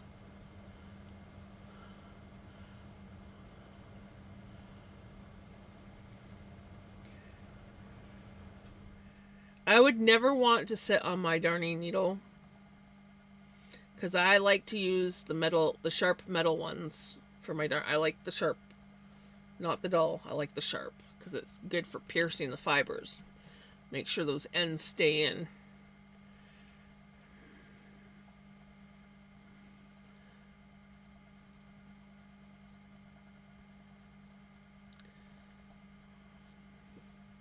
So yeah, I would definitely not want to sit on my darning needles Feel sleepy because I did not sleep well. Oh, that sucks, Dinner Girl. I slept okay last night, but like it took me a while to fall asleep.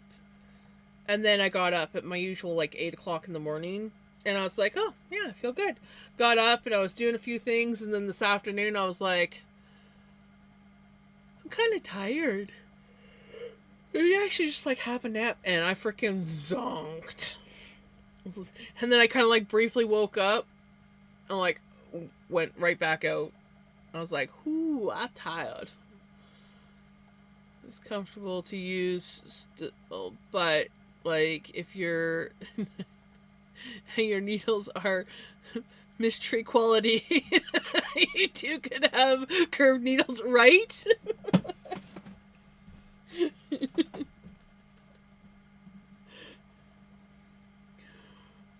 I have 100-year-old plus darning needle that is 5 inches and sharp. Nice. 5 inches, dang.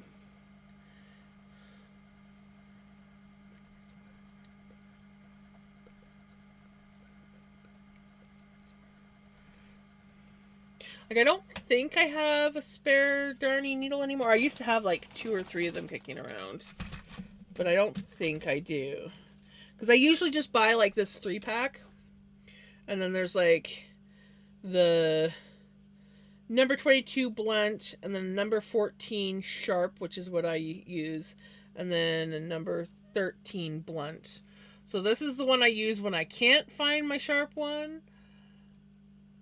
But I like my sharp one, and I usually will just buy like this pack. But I don't think, no, I don't have, because that's what happened is I lost my other one and had to buy this pack.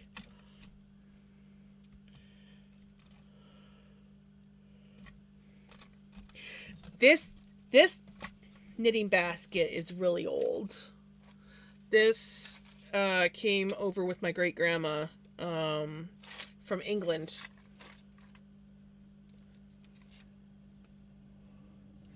And I didn't want to take the tape off. The tape's been on for a very long time too. But I claimed this as my sewing basket, and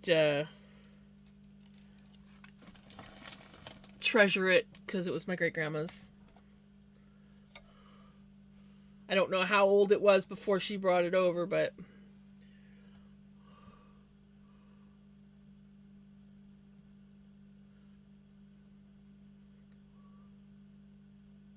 one day that thing is a weapon, right? Well, 5 inches, yeah, that's a weapon. That's a full-on weapon.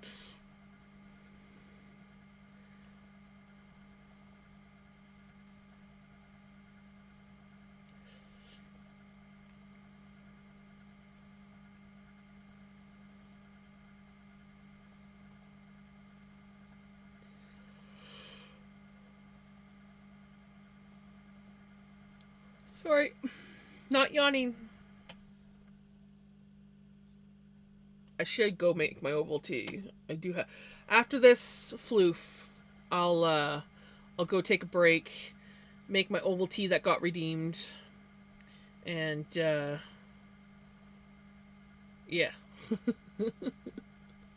Maybe I'll remember to bring my knitting bag back with me, so that I actually have my other stuff here.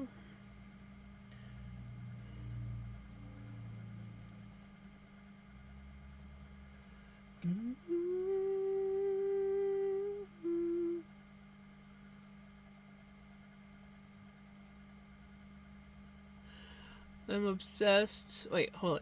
I got a routine blood work and ECG yesterday, and I had a nap and woke up, looked at the time, and was like, well, it's a good thing I called in sick because my shift if it's supposed to be in 2 minutes.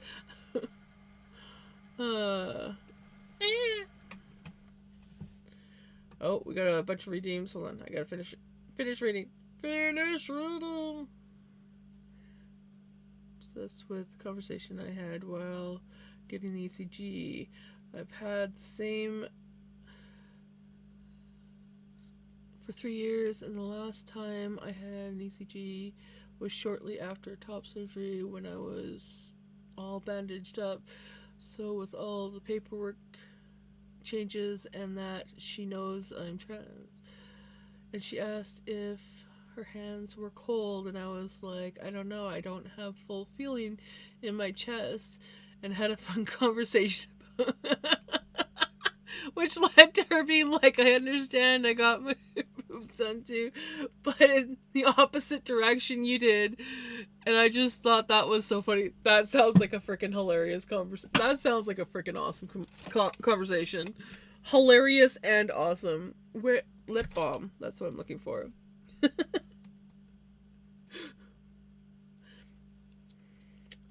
Honestly, there are days when I wish that I could get these reduced a little bit, not gonna lie. But then I think, I'm like, they actually kind of like keep me somewhat balanced out. So I'll just leave them where they are. Hydrate and stretch.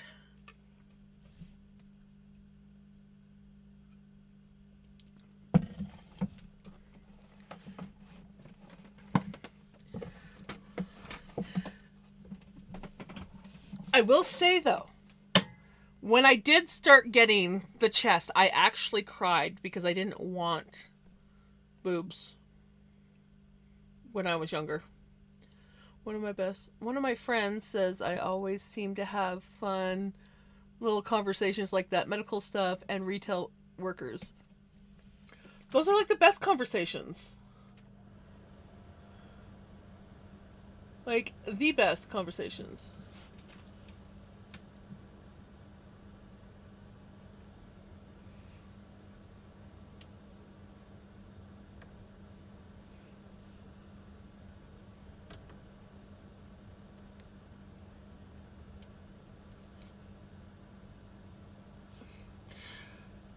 Pickles has not popped in yet. It looks like Vinny's gone back out to the living room as well. They've been spending quite a bit of time out there lately.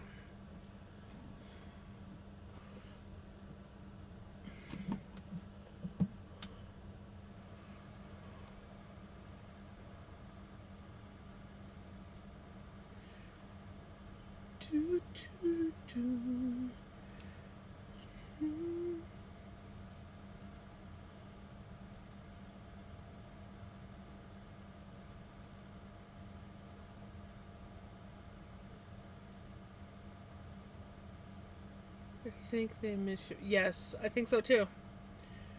Because at least at nighttime, Mom was always here. I hit puberty early, and at first I was like, haha, my boobs are so much bigger than everyone else's. I win 12-year-old, 17, 12 years, 17K later, right? It's like, get rid of these things. Yeah, no, I cried when I first started getting mine. And then I liked them, and then I was like, sometimes I wish they weren't so big, but then I'm like, you know what? It's probably a good idea that they are. Because it sort of like balances me out a little bit.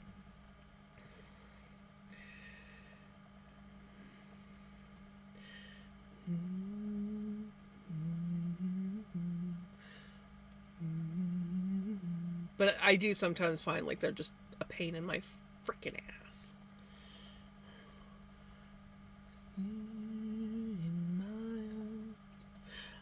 And then I'm also thankful that they didn't get any bigger than they are.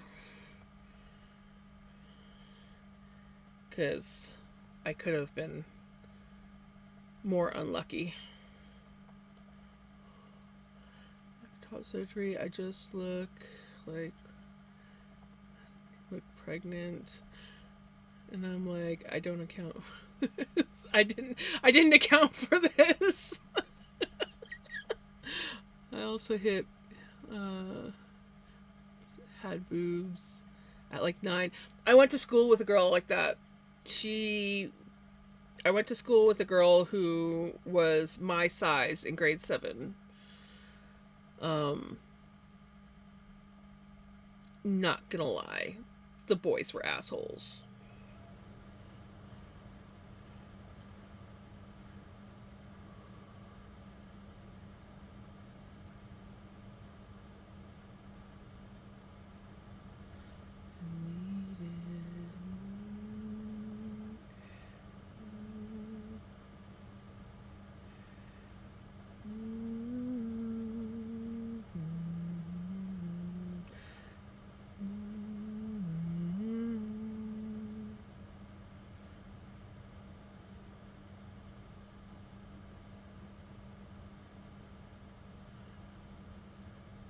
Well, see, I don't know when she got hers because she went to a different school.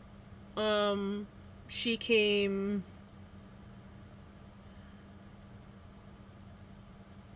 When did she come to? Well, I guess she must have come to our school in grade 5. So I guess she would have been somewhere around that because for as long as I'd known her, she had them. So I don't know when she got hers.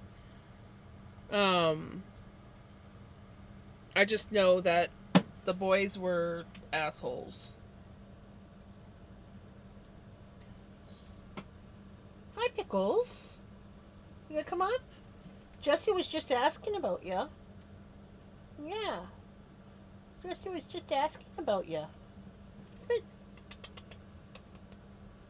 Yeah. Come say hi.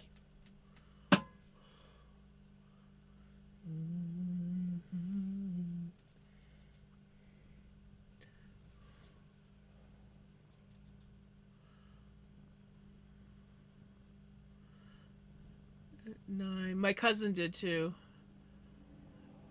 He told me I was lying and that it's impossible.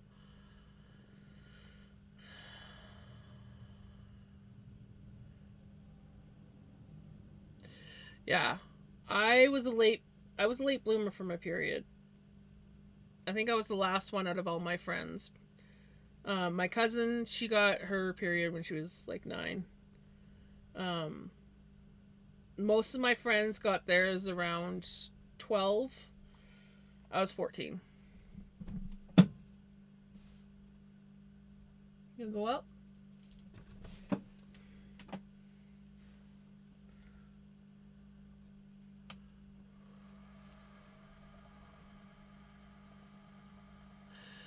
I'm doing good. How are you, crazy?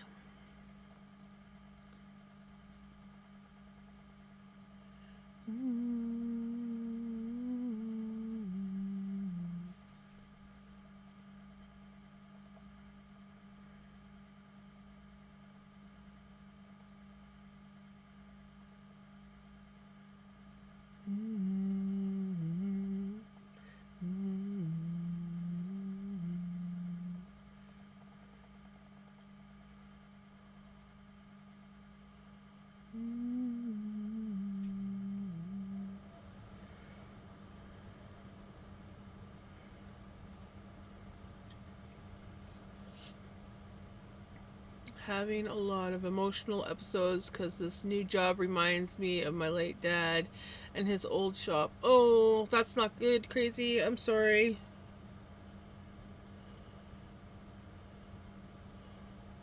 Sending you lots of positive vibes and hugs.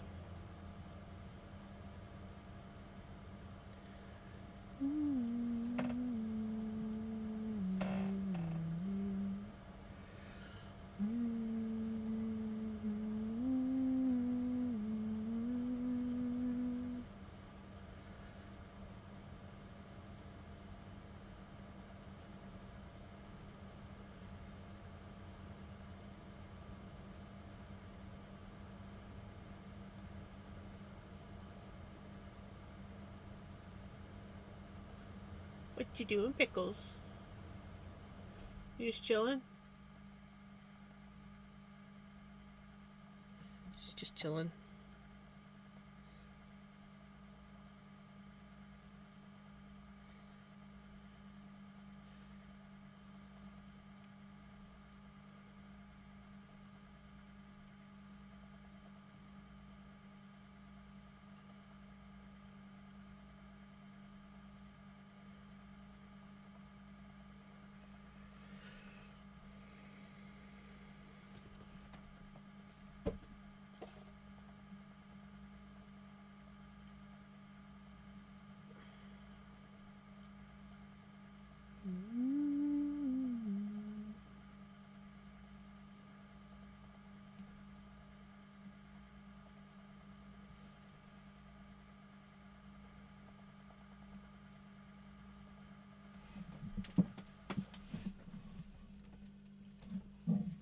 Okay, well, since ads running, I'm just gonna start the next floof.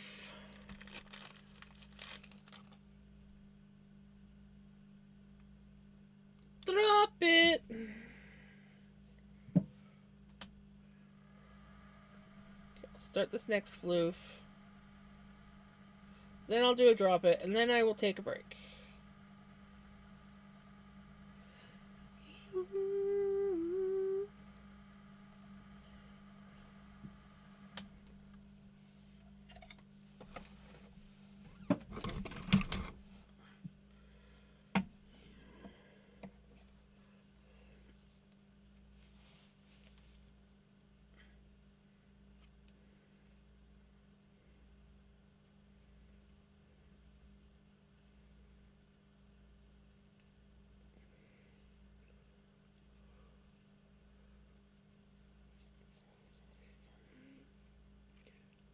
Gems, I found a beautiful cardigan, but half of it is squares.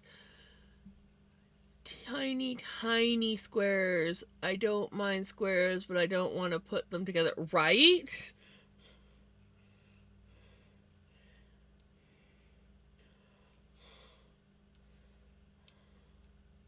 That's probably the one thing I hate the most is joining squares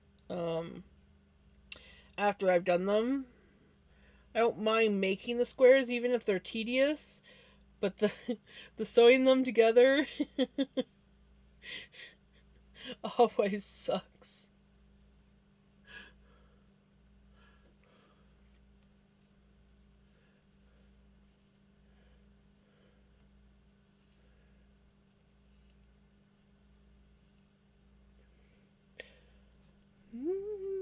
Navigating.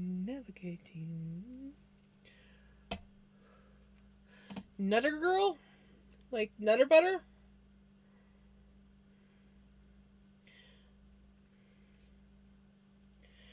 Isn't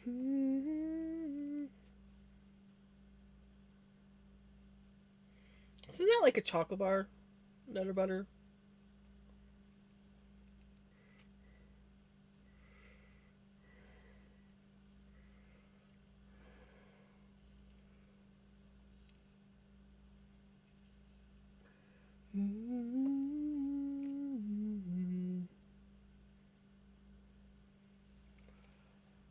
Oh?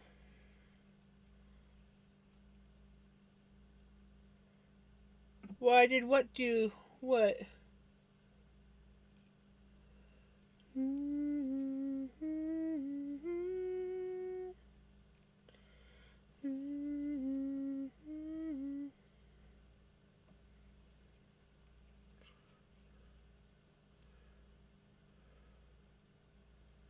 Does it? On my end, I think it only showed the one. Hold on. Oh! That's clearly a glitch in the system because in my activity feed, it's only showing up as one, so it's got to be a glitch in the matrix. Especially since my redeem, you're only allowed to redeem drop it like I think once every half hour. Or only like I think I've only got set for like twice a stream. I know the oval T I have set for twice a stream. Um, drop it might be set for um just once every half hour.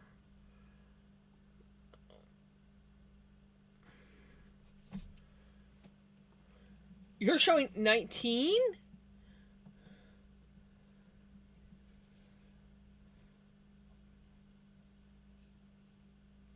It's like Twitch.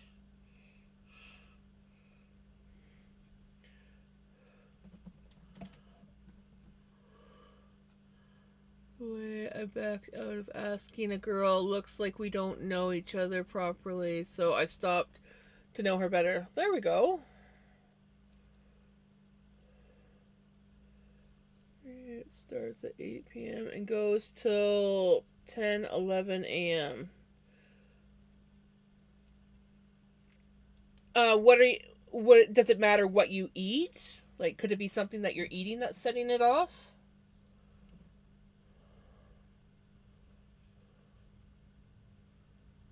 I mean, I don't know a lot about IBS, so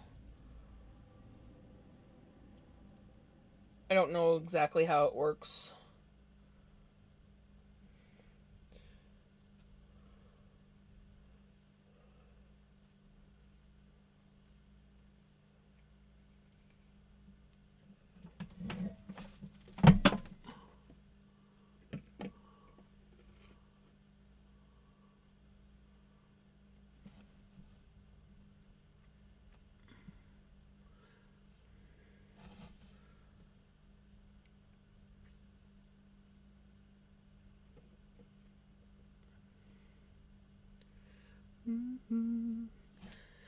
Okay, I am gonna go take a break.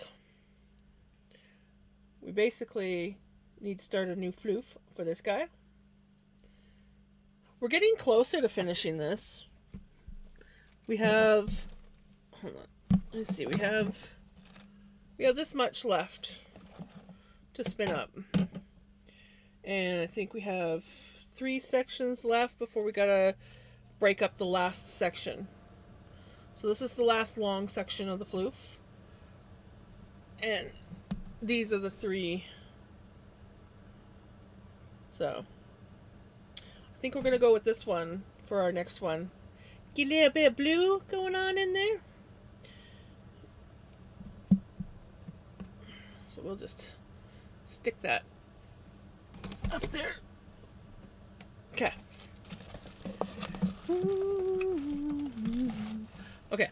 I will be back. I'm gonna go get myself my Ovaltine and maybe a snack. I don't have a lot to snack on, but I do have some olives in my fridge. I'm not gonna lie, I'm kind of craving olives. So, you having trouble with your blood sugars? Are you regularly checking your blood sugars now?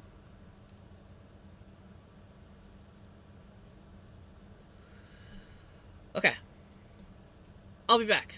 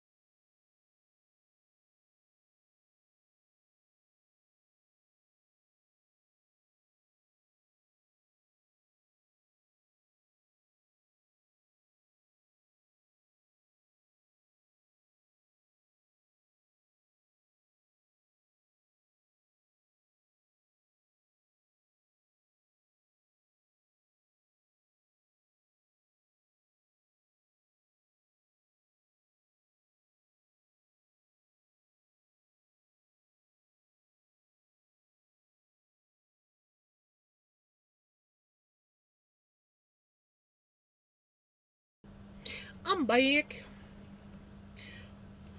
And what do you know? I actually did not get coffee this time. I made myself an actual Ovaltine with some cocoa in it to make it extra chocolatey.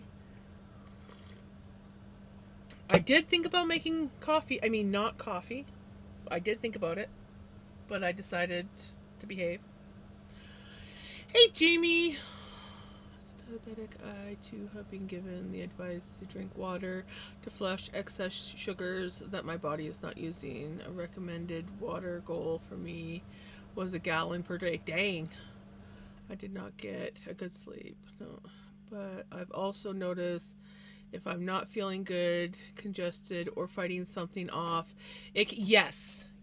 If you have any sort of like infection in your body, as in like even just a cold infection or whatever, that can affect your sugars.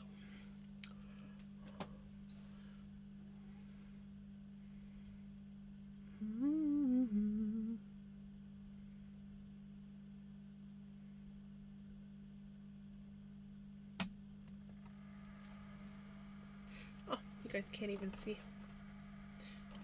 Hold on. Let me adjust this camera just a little. Oh, I don't need that much. Yeah. There we go. My forehead might be cut off, but that's okay. I have too big of a forehead, anyways.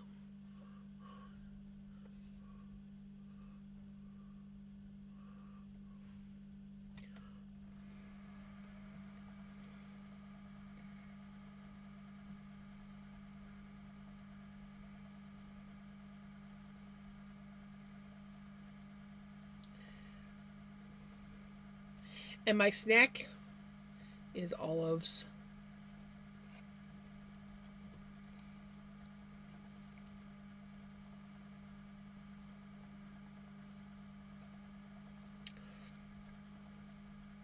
Not gonna lie, they're really good.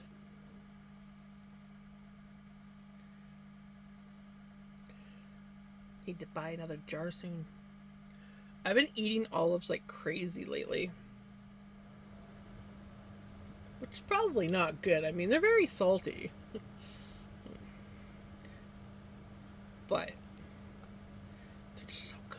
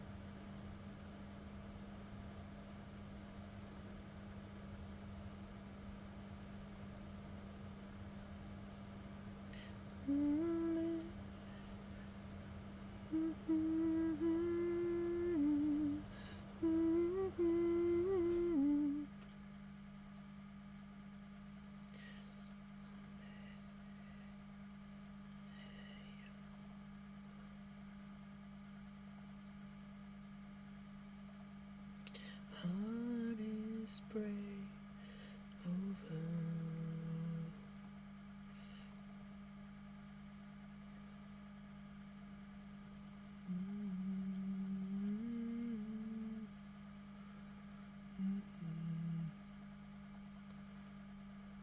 Nice.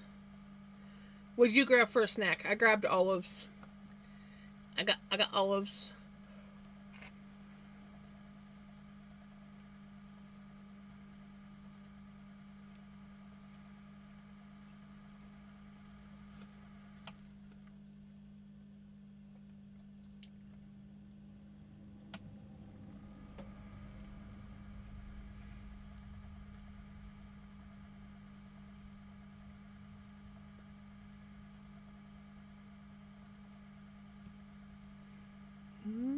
Ooh, nice.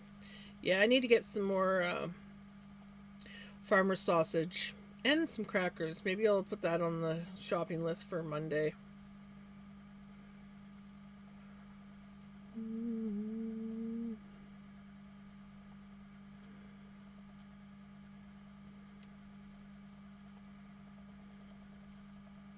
And cheese. I forgot cheese last time and I'm like annoyed with myself. You skip snack, you know, sometimes you gotta skip snack. And other times you just can't skip the snack.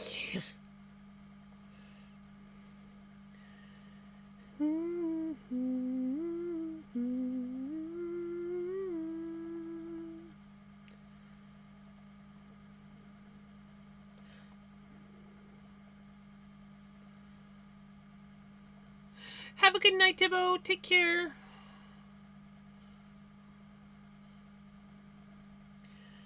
In your hands.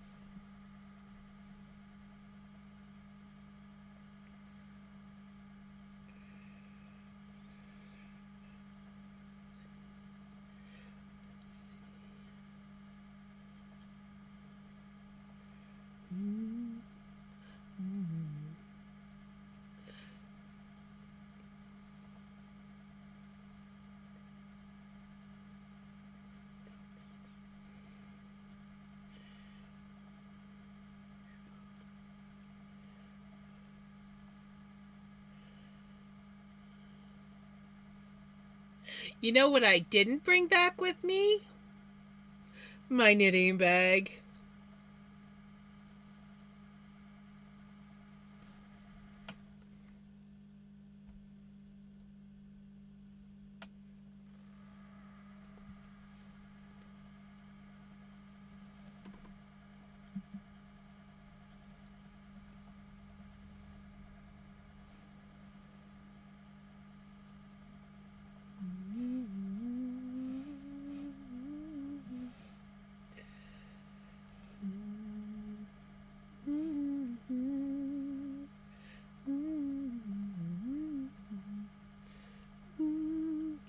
music stops.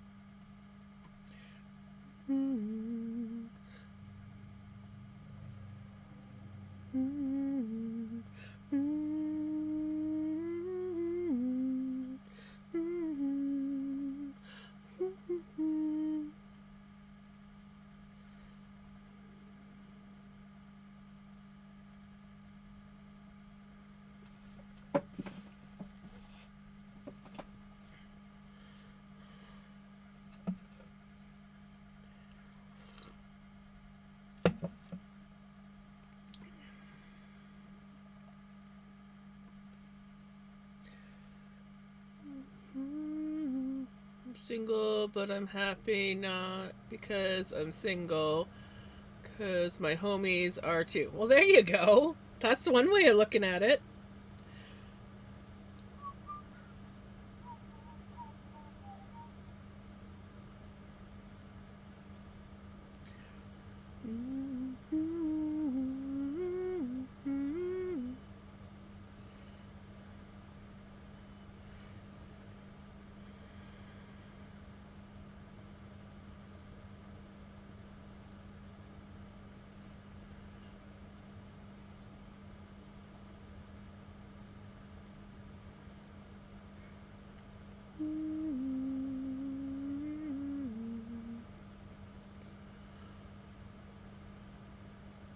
Except one who isn't. I'm proud of him. Well, that's awesome. Eventually, all you guys will have somebody.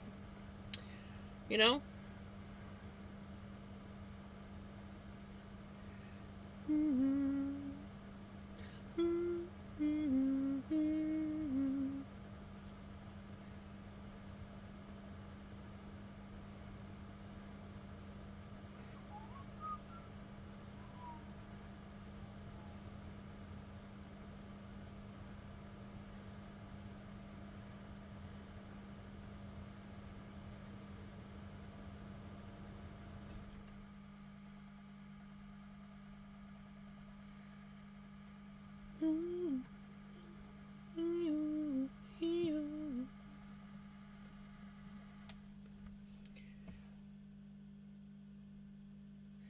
Earbuds. It hasn't even been 3 hours yet. Stop telling me the battery low. Rude.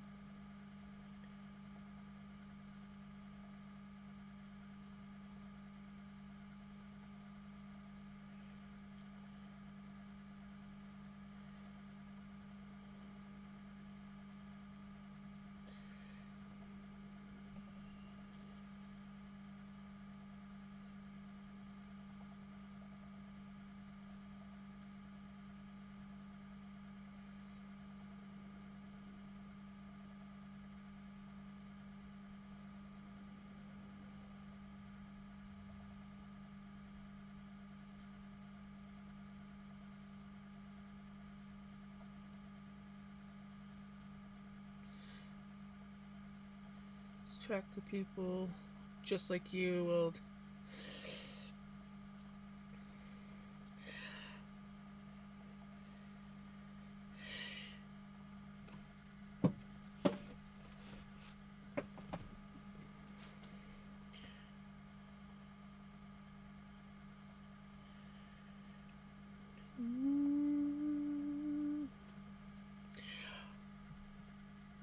Back when I was younger, being single used to bother me.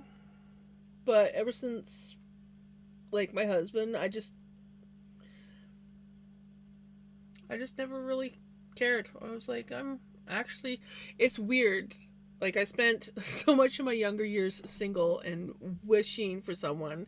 And then I had a couple years, well, more than a couple years, but I had a few years where I was dating a couple people. And then I met my husband. And I was with him for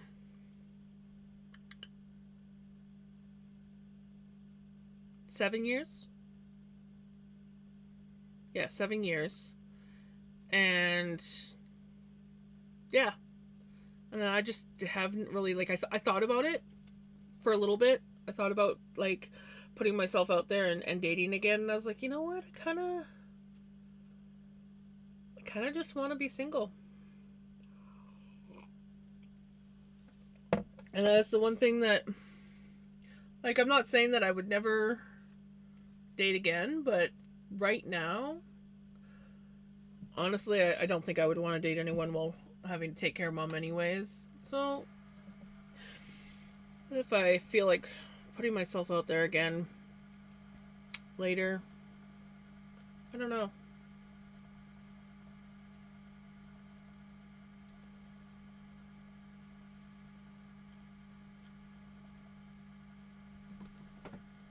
Calls where I live and the single men around here. I'm like, I wouldn't date you anyways. So there's also that.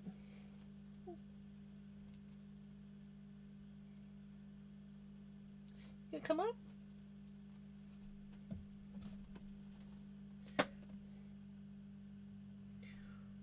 So it's also the downside about living in a small town. You kind of know all the people, all the single available people, and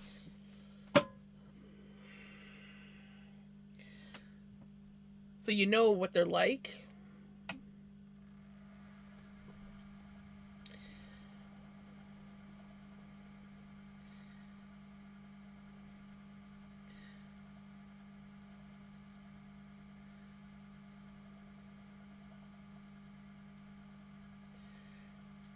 And people are like, oh well, you could also like, why don't you just go to the bar and meet someone? I don't want to meet anyone at a bar. Because if I'm meeting someone at a bar, they're most likely spending a lot of time at a bar. And I don't want anyone like that in my life.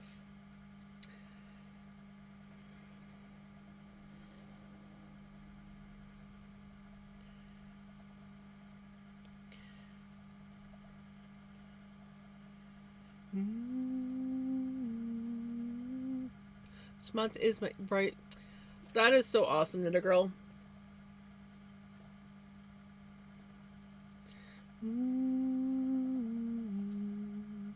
On the 20th, right?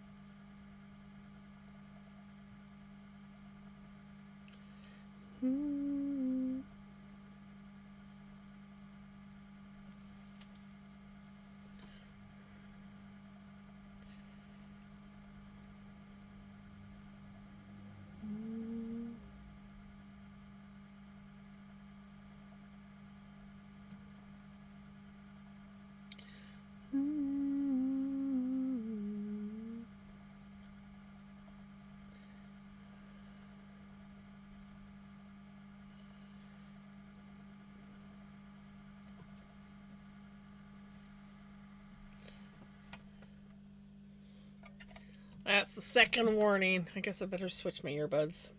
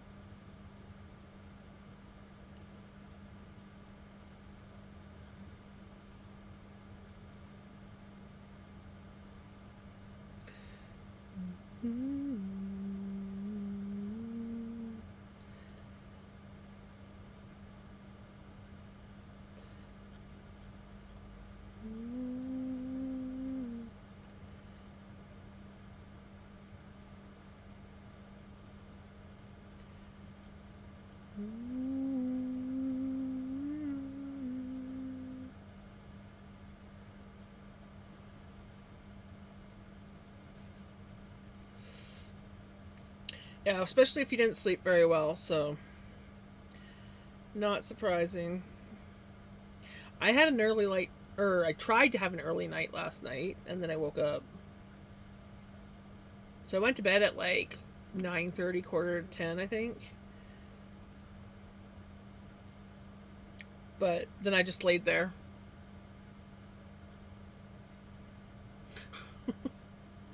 It's like, well, I was tired.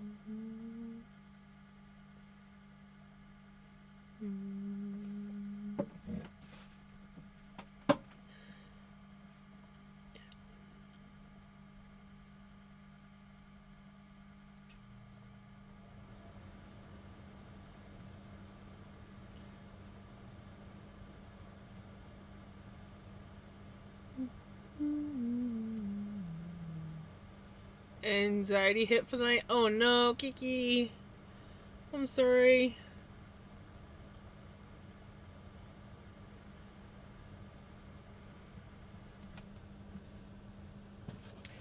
Hopefully it goes away soon and isn't one that hangs around. I had anxiety yesterday. Yesterday was my anxiety day. Today's been a bit better.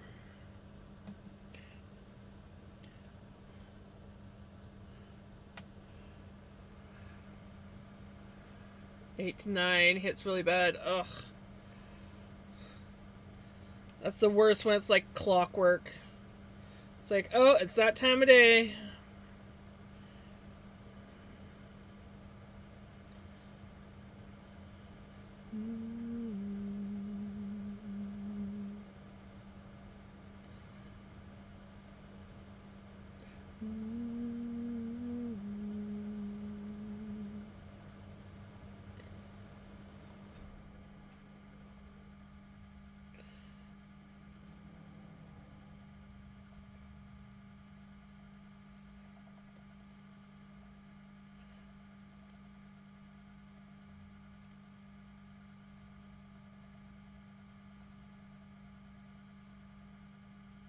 Guess I should just be grateful it's at nighttime, right? It's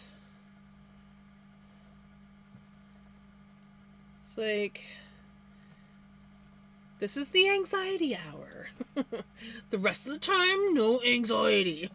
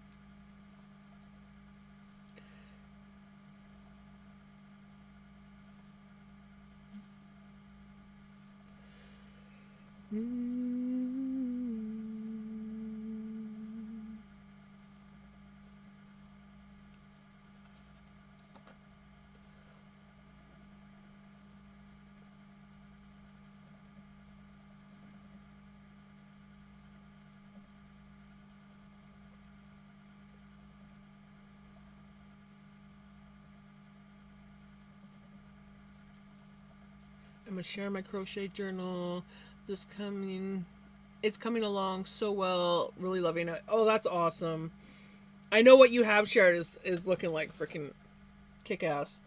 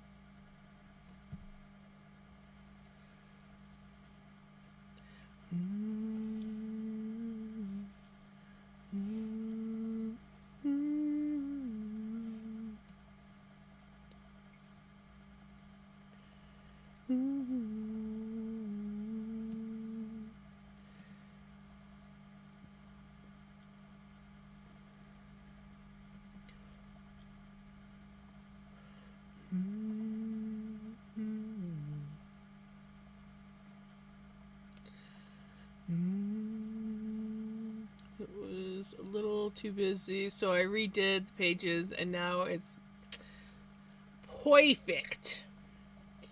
Perfect.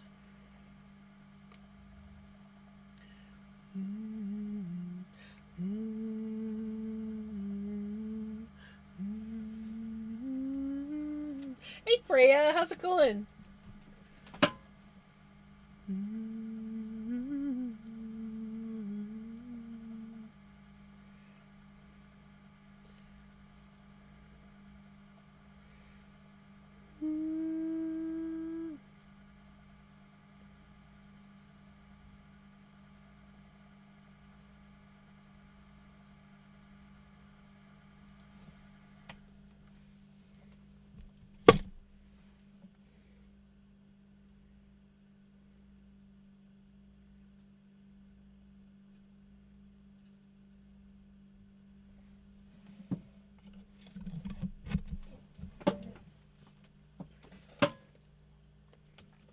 Going all right. How are you? I'm doing pretty good. I'm drinking my oval tea. It's actually oval tea and not coffee.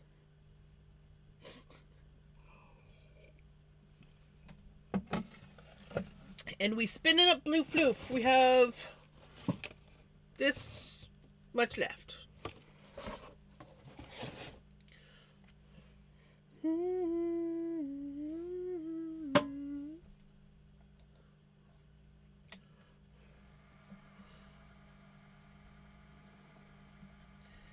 Uh,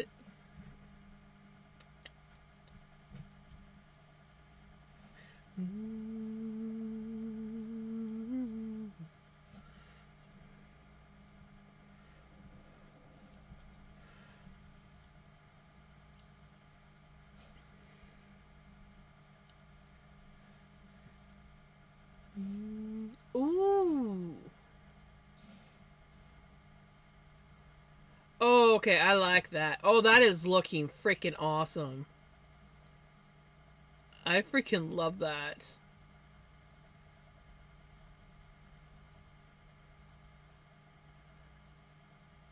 I freaking love that, Kiki.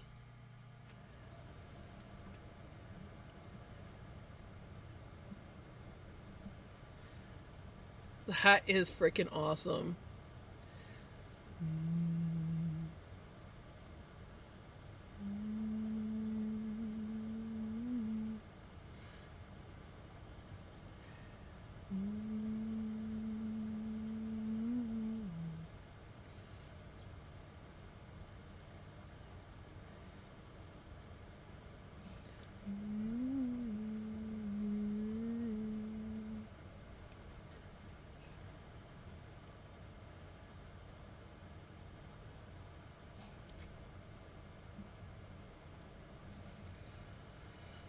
More to come.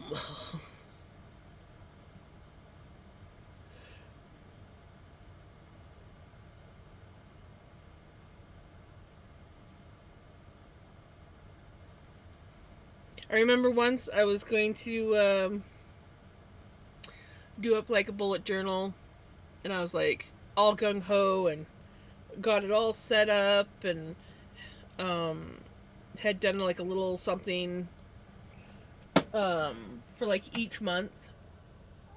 I never used it. I'm terrible like that though. But like I had like everything on there. I had like little calendars in the bottom corners. Like little mini calendars.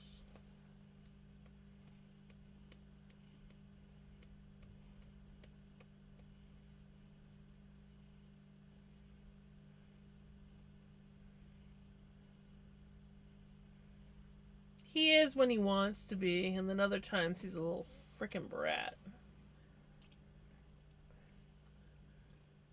You think of Bob's? Yeah. Oh, I hate when you sit on my arm. I hate when you sit on my arm. Lay on my shoulder, not the arm. Yeah, because when you put all your weight on my arm, it's really hard on the arm and the shoulder.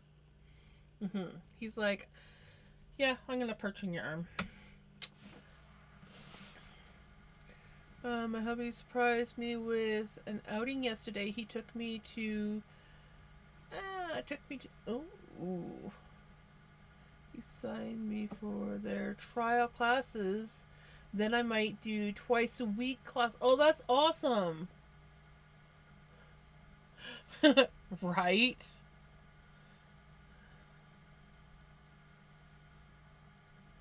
That is so cool.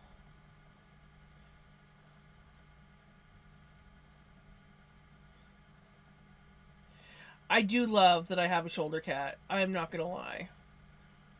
Now he just needs to be a shoulder cat like when I walk around, but we haven't got there yet. But if I'm sitting, he'll come lay on my shoulder. Right, buddy? Yeah.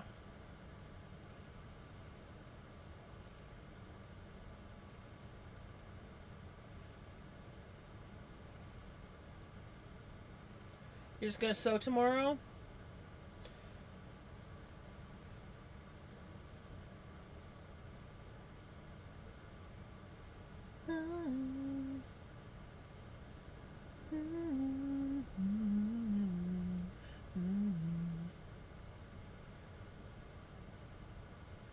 That is awesome, Freya.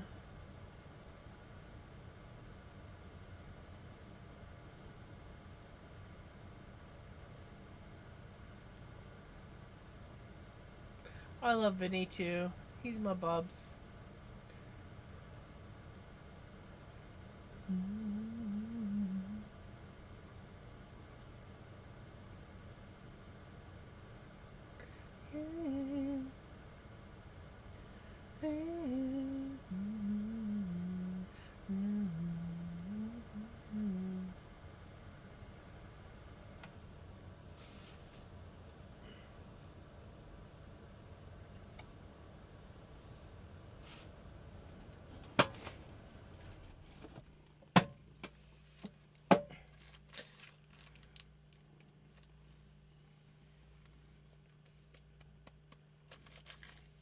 Well, there you go.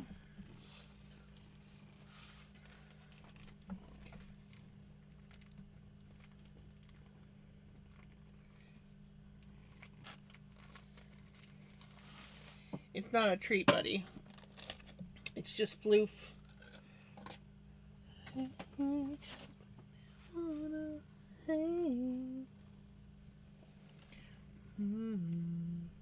Hey, Jamie.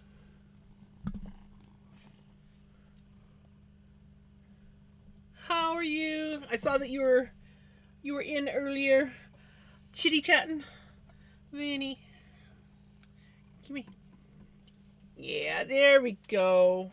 There we go. Good boy, Bubba. Yeah, I try to keep the cat bum off the camera because his isn't always clean.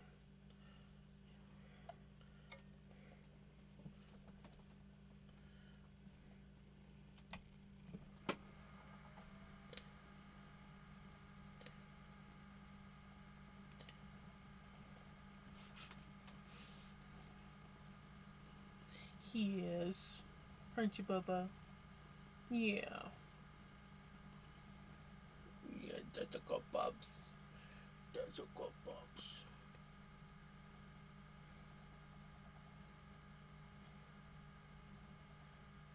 And the music stopped. Boom, boom, boom. The music has stopped. Do do do do do do.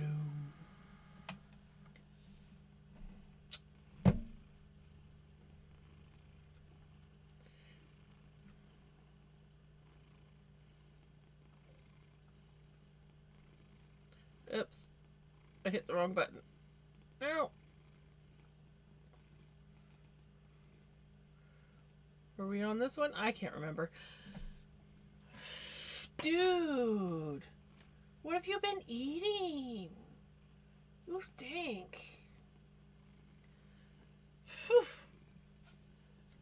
Getting awfully tooty in your old age.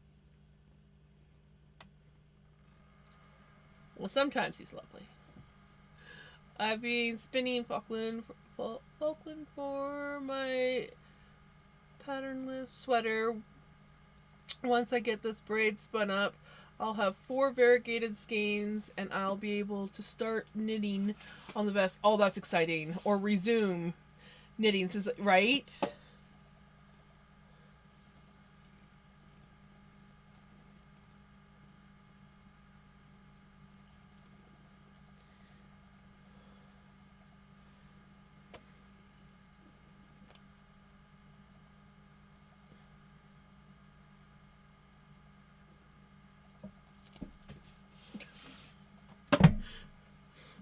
Vinny did toot, and it wasn't as bad as the other day. The other day it was, and the thing is as far as I know, he's eating the same food that we always feed him. So I think, I don't know, maybe he's just getting tooty in his old age. I don't know.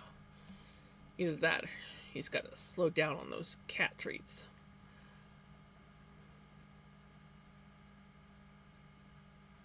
Oh, that's right. I forgot you were going to do a hood on it.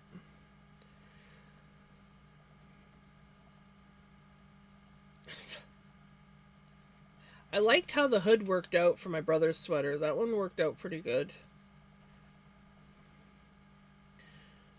He's like, I love that sweater, but it's like, right now, because we're having such a mild winter, it's too warm to wear in the house, but it's too ventilated to wear outside without some other layer. So he'll, nice and warm, then the wind picks up and he's like, oh.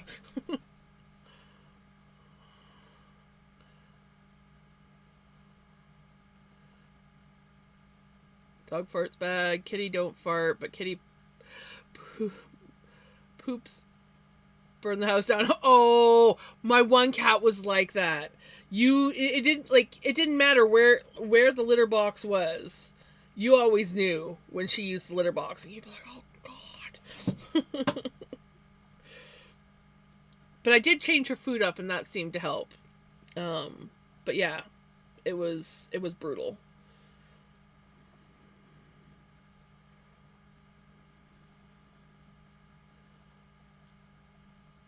There is no pattern. I'm just doing guess and gosh, right? Sometimes those are the most fun.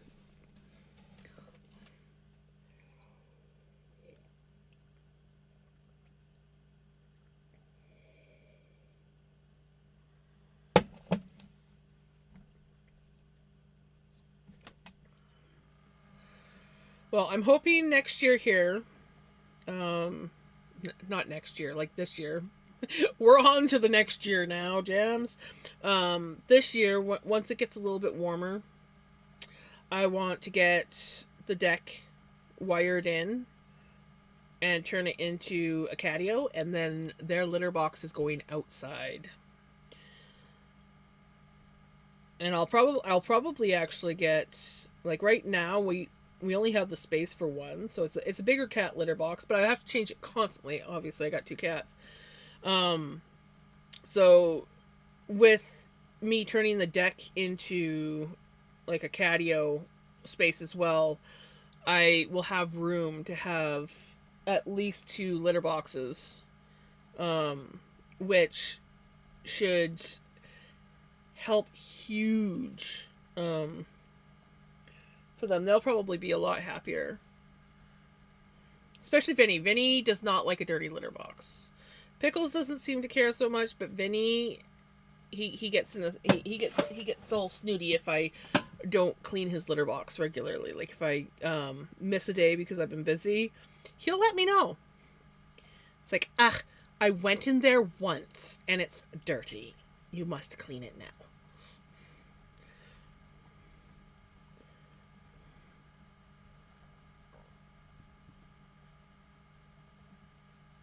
Yeah, Vinny gets an attitude if his litter box isn't clean.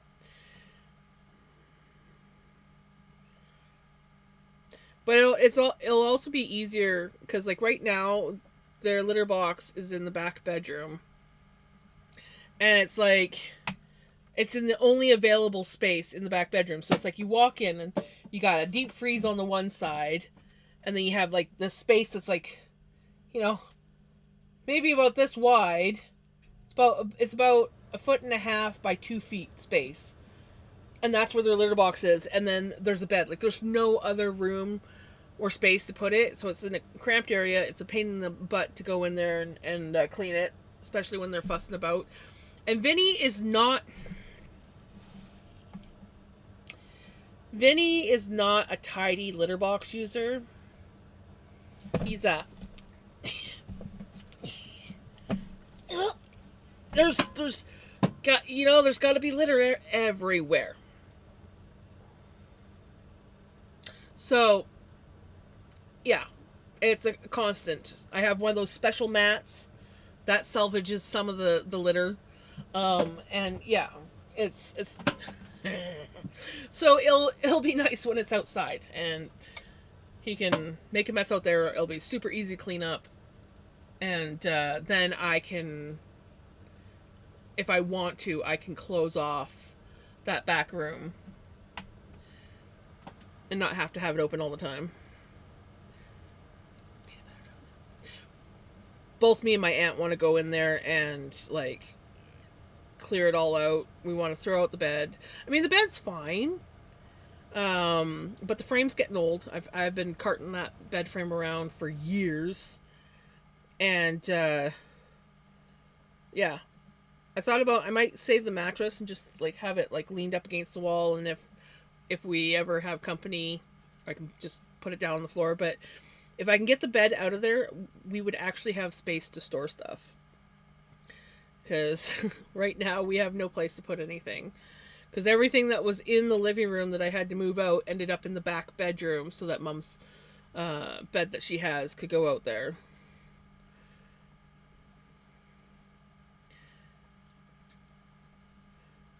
And Mom's always like, I want to move back to the bedroom. And I'm like, no. It's not very good for accessibility. We have a very narrow hallway. And the last thing we want if we have to like cart her out on a stretcher is for them to have to like cram down way down in the back bedroom.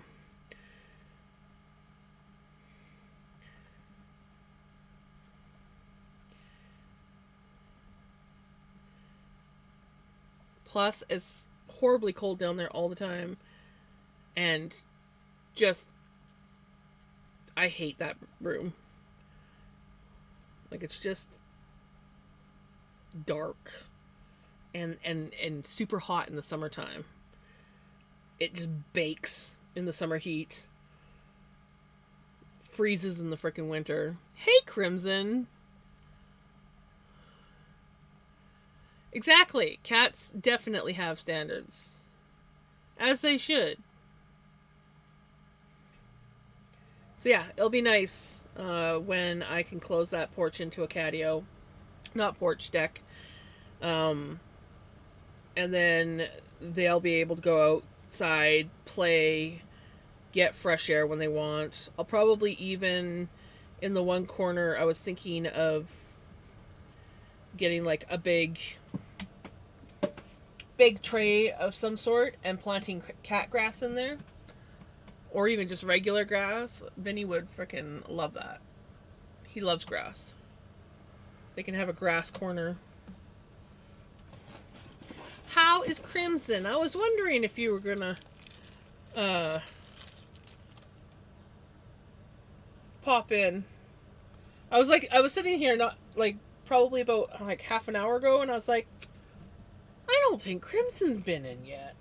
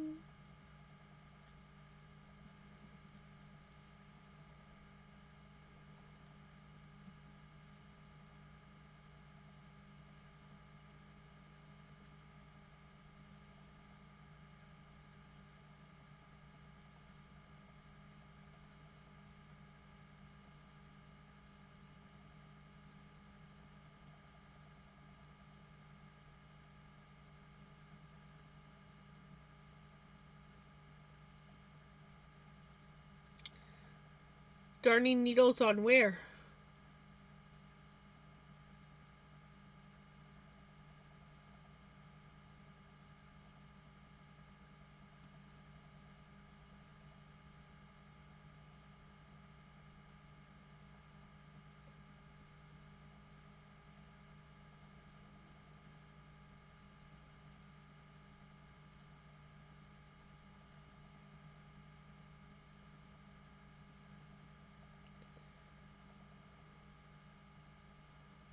Oh, are you talking about the music screen?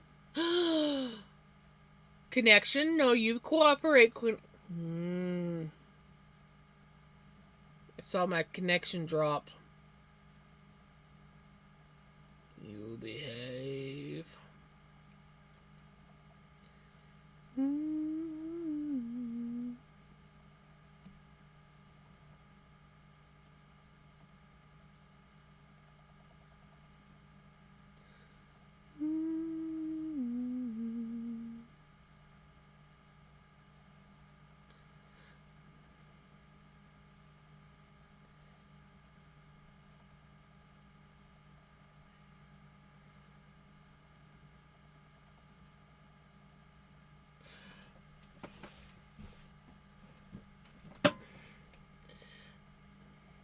Where it says, hold on a darn minute.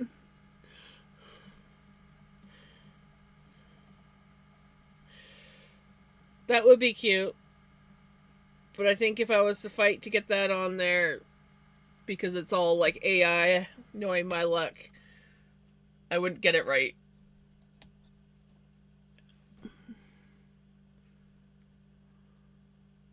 I never watched the Vancouver Olympics.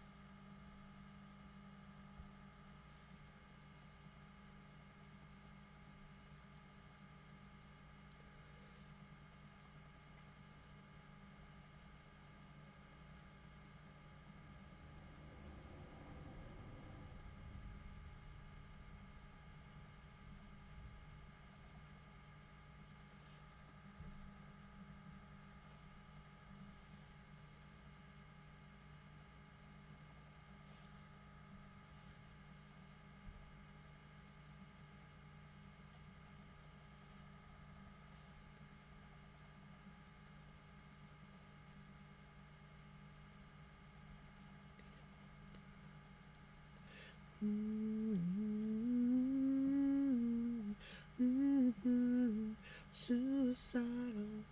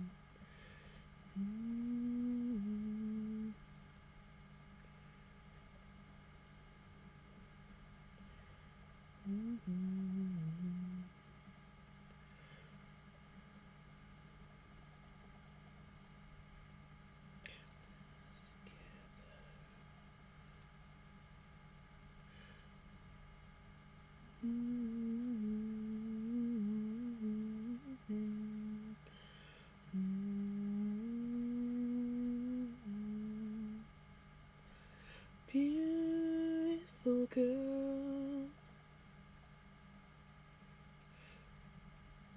suicidal.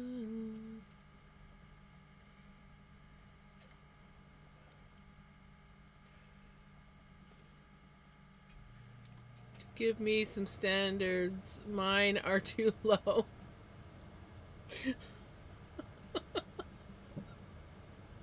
How crazy.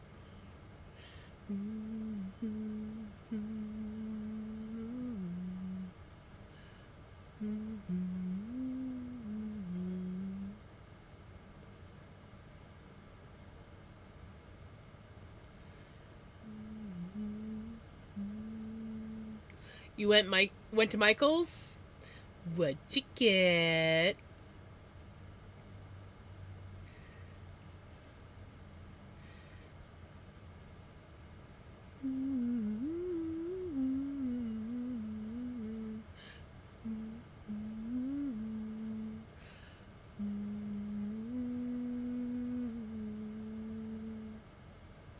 Beautiful girl, you had me suicidal, suicidal. It's over, beautiful girl.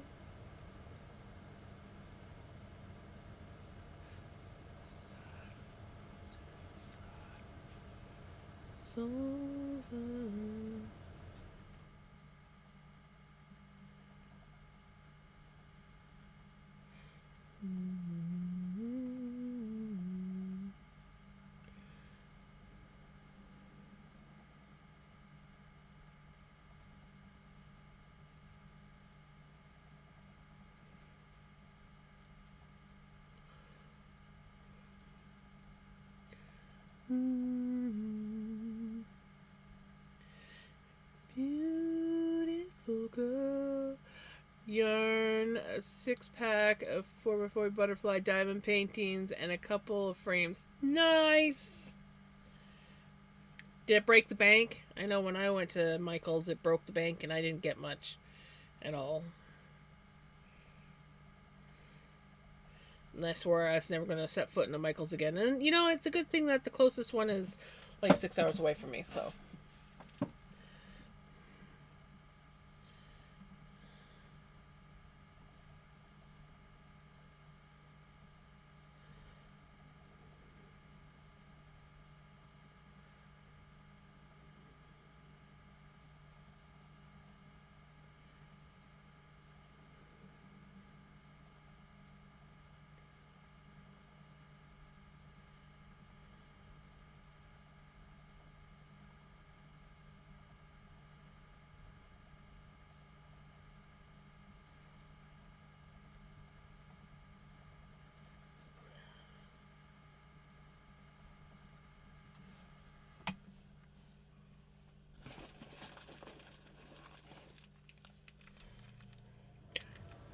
Getting lots of the lighter colors. But then again, at the beginning, we were getting lots of the darker colors.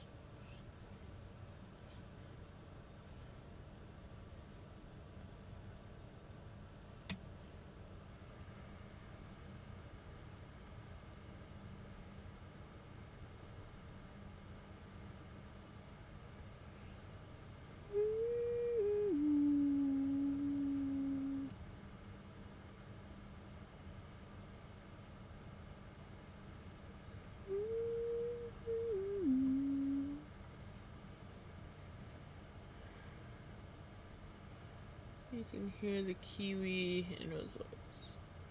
I wasn't even listening that close.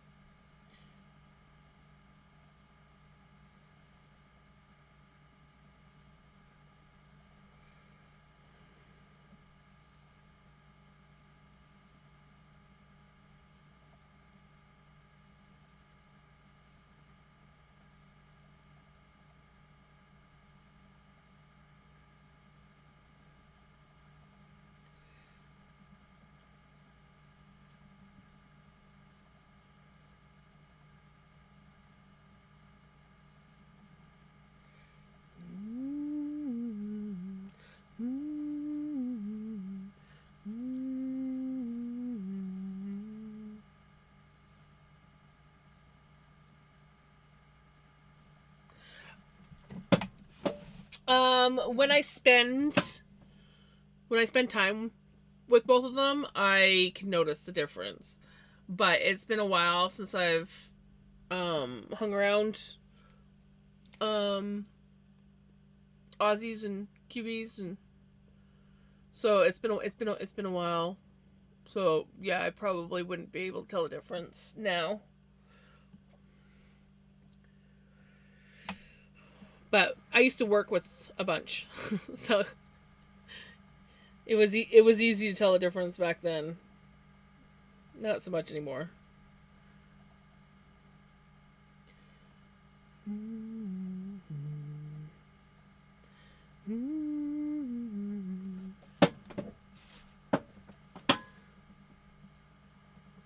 Down to relax at 7 p.m. and it turned into a nap. You know what? Sometimes you just need that nap. Nobody.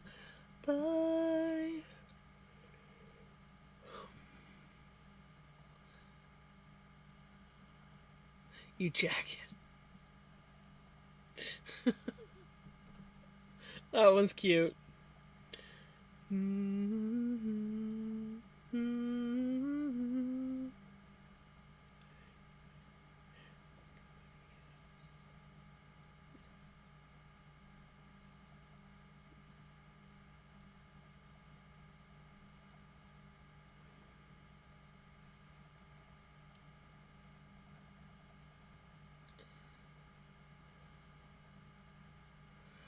What's the new temporary flavor? Is that that was it garlic bread one or something like that? That you were talking about the other day? And I was sitting there going, I want to try.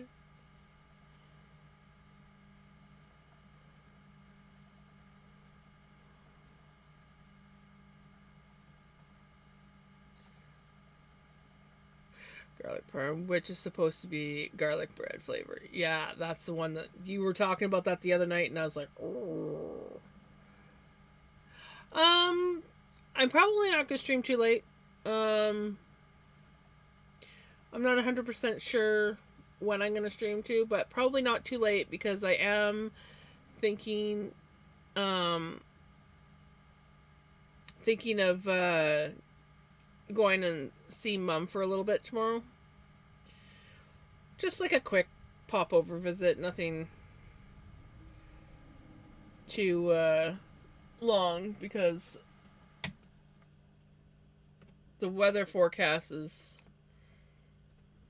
a little on the sleety side. And while that's fine, sleet down if I do get sleet down here, it's gonna be a full on snowstorm up top. So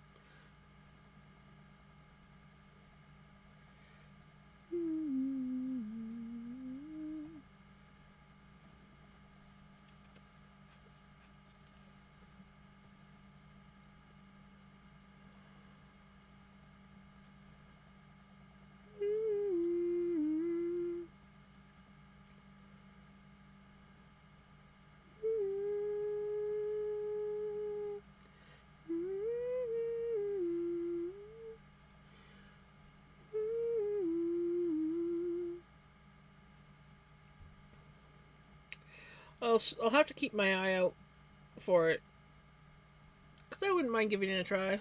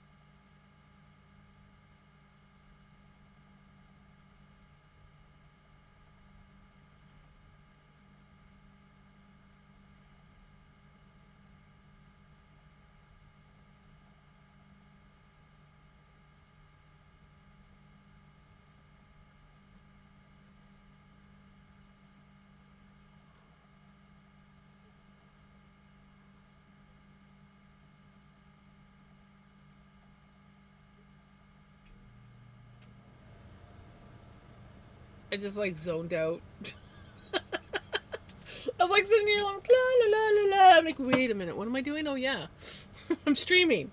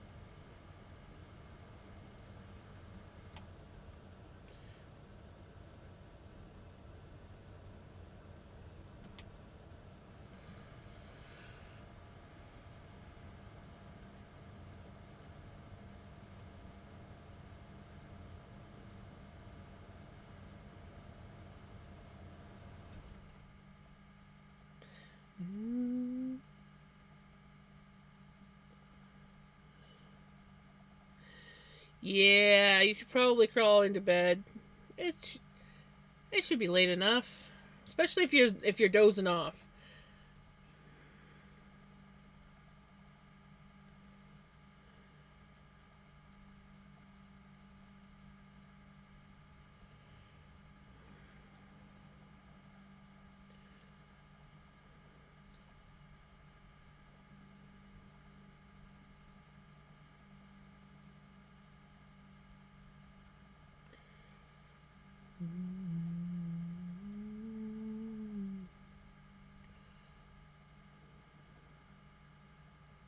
Food time.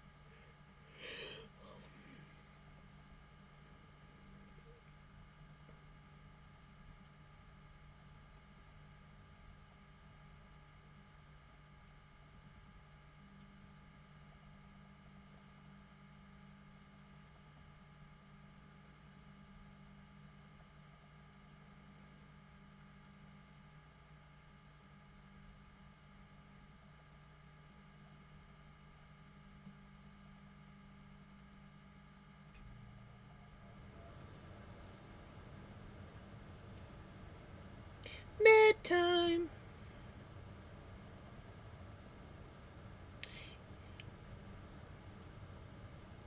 For those that take meds, if it's med time, this is your reminder. Med check.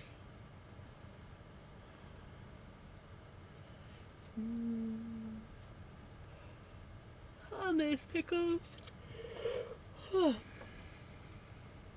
Oh, you see a bug?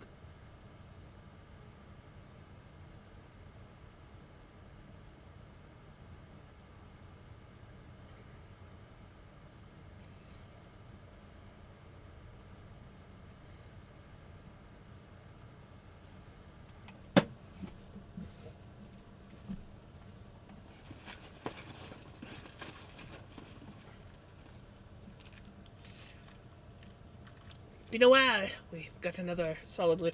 I don't know how much of the dark blues are left.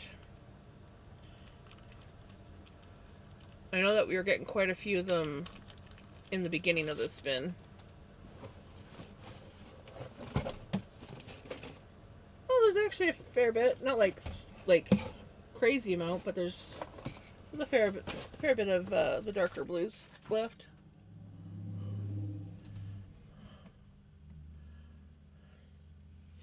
Yes. Yes, they are. Hi, Pickles. You coming down?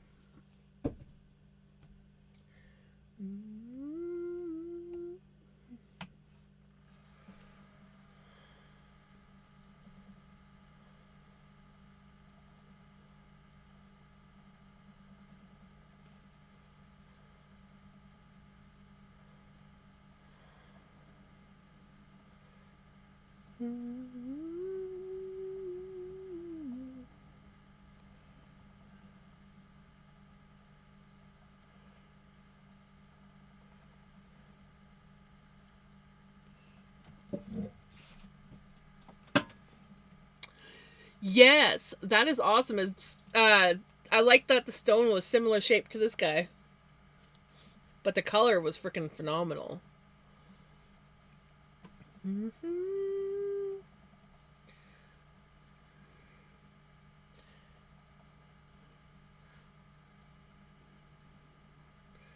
Mm-hmm.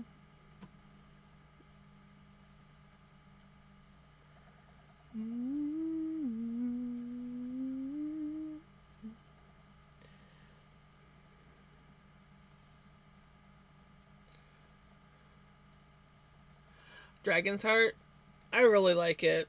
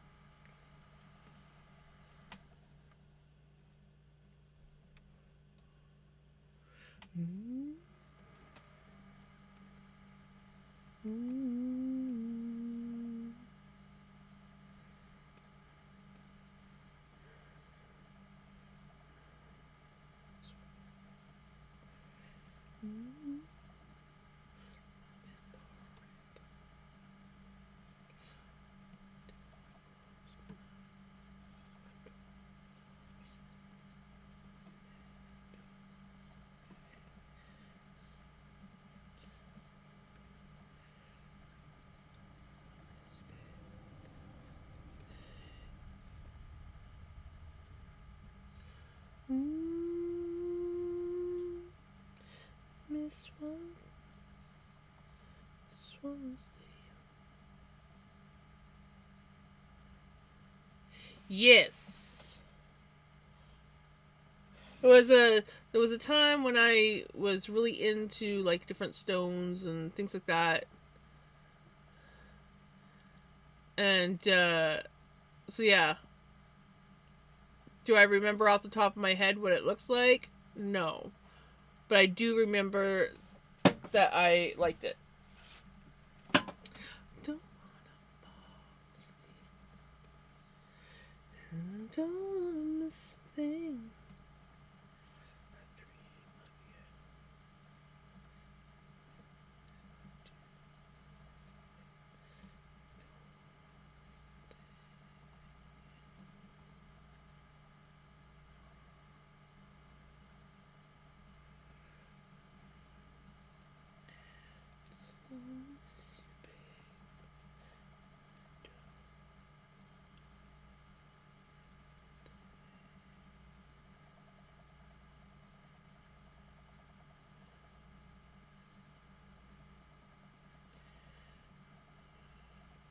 Armageddon? Yes.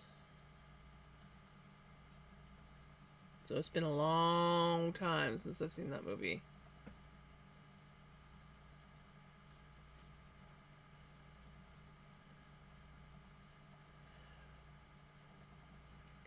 What do you want?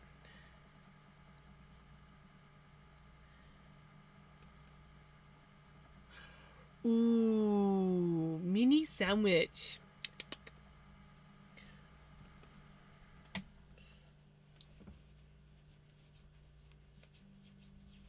Oh, you know now what I want? Just because, like, mini sandwiches is, and they don't have to be mini, but like cucumber sandwiches. Sometimes a nice cucumber sandwich is really good. I usually have them in the summertime. But like you see like the you see the little mini like tea sandwiches. Uh yeah, that's what made me think of it. It's like, ooh, mini sandwich, little like tea size sandwiches, and then it was like, ooh, cucumber sandwich.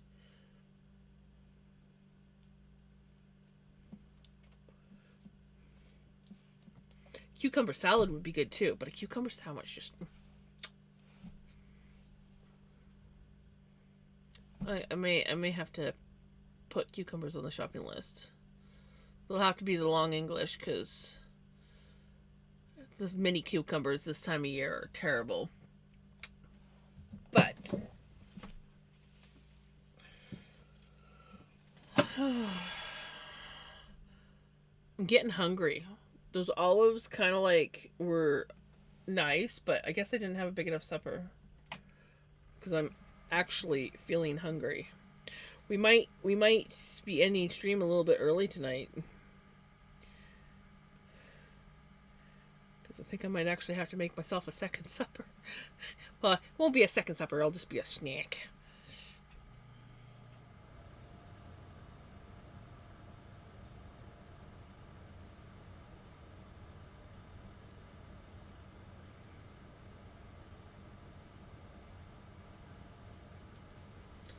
Crying all the time.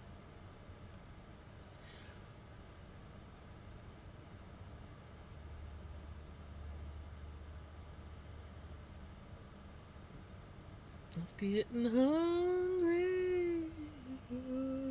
Hungry.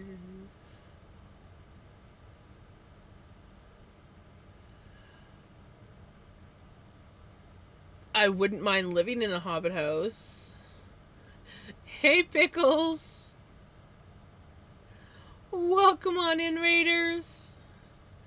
How are you guys doing?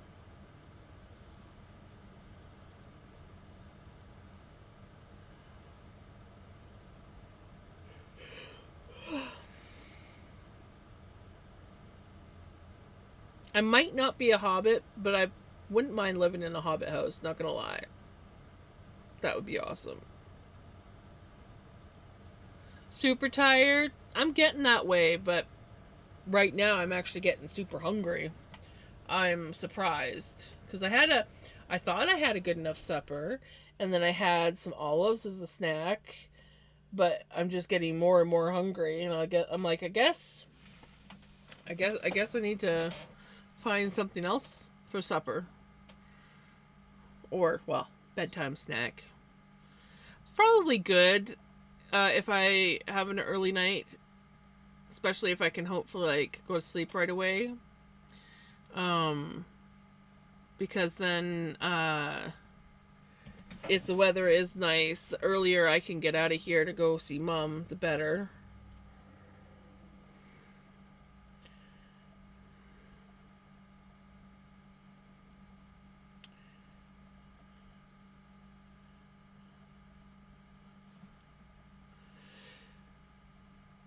And then Kiki.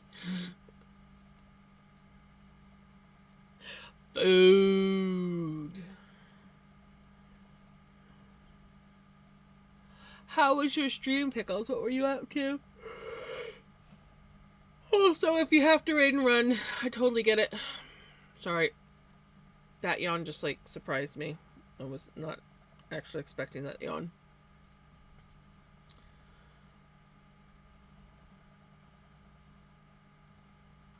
I was hoping to get the rest of this spun up tonight, but I don't think I'm going to. Oh, I'm thinking I might actually end the stream after this floof. Cause yeah, I'm just kind of getting tired. It's hitting me. Maybe I should have had a not coffee.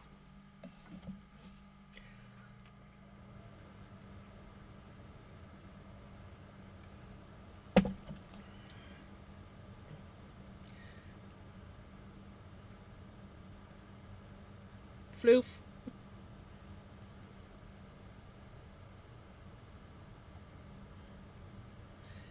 That is very thin right there.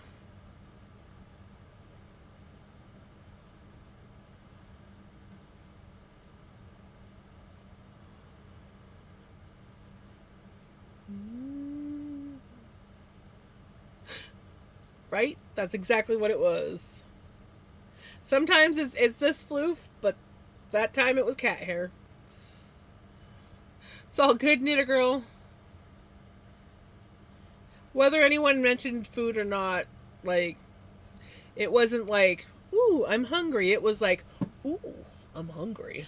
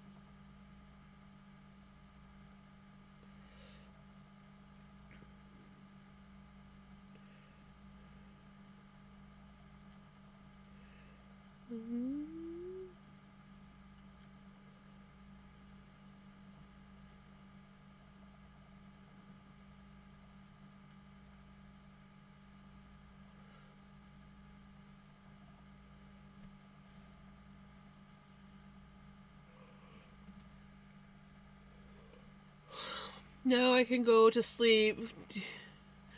Have a great night, Jenny. You take care.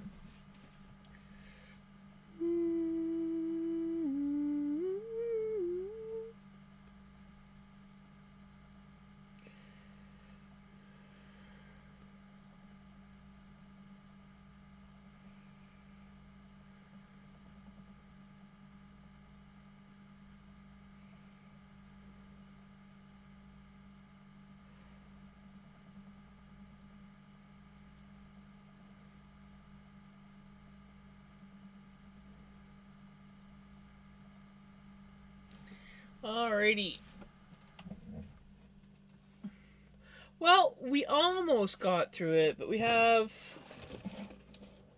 2, 4, 6, 8, 10, 12, 13 more packages left. But yeah, I'm getting tired. I'm getting hungry. And I'm thinking about getting up early tomorrow and driving over a mountain pass. So I guess it's a good time to end it. But we will be back tomorrow, or we should be back tomorrow. Like, even if I do go over and see Mom, I still plan on streaming because I'm not going to be there for like long. It'll just probably be a short visit. Just because, yeah, I don't want to spend too much time over there if the pass is going to be questionable. So, don't want to risk it. I want to give myself plenty of time to get over the pass before,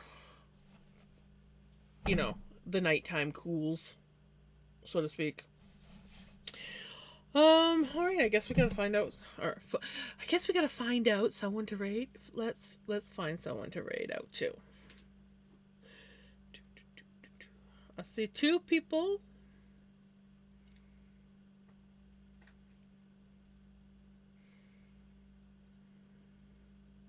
3 people.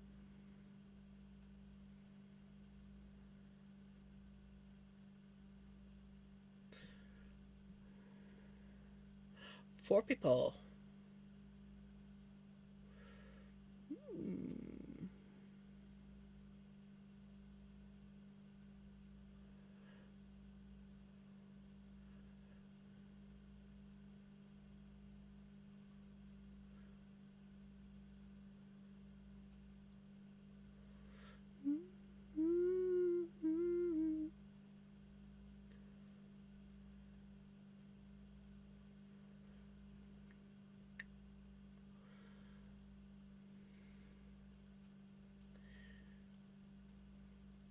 So, I'm thinking either glass blowing or crochet. What are you guys feeling?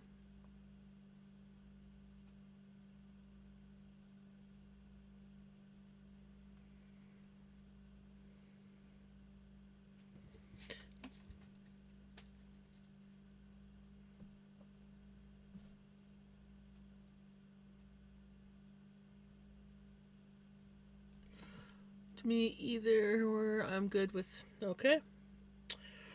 Well, let's see.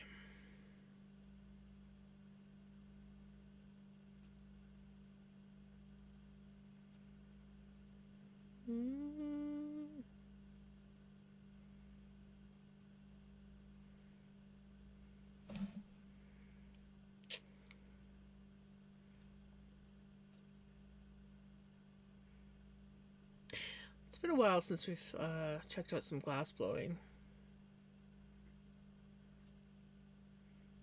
So.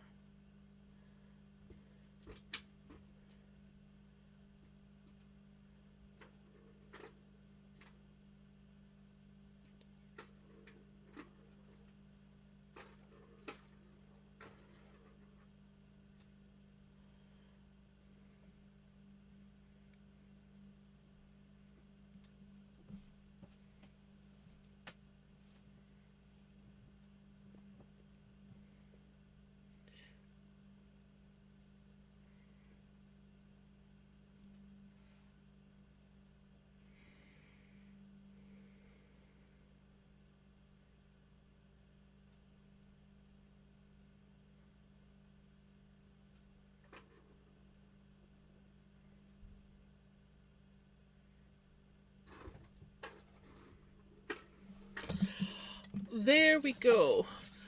Thank you everyone for hanging out with me.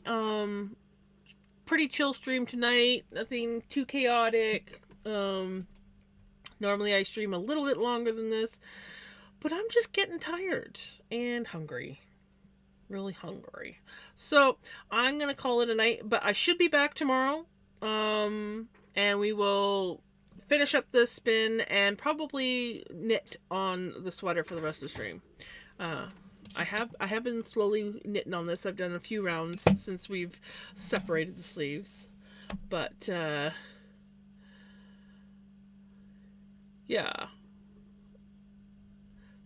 yeah. Brain just temporarily shut down now. Anyways, I need to eat. Clearly, I hope that you guys have a wonderful day, a wonderful night, and I will hopefully see you guys tomorrow. You guys, take care. Bye.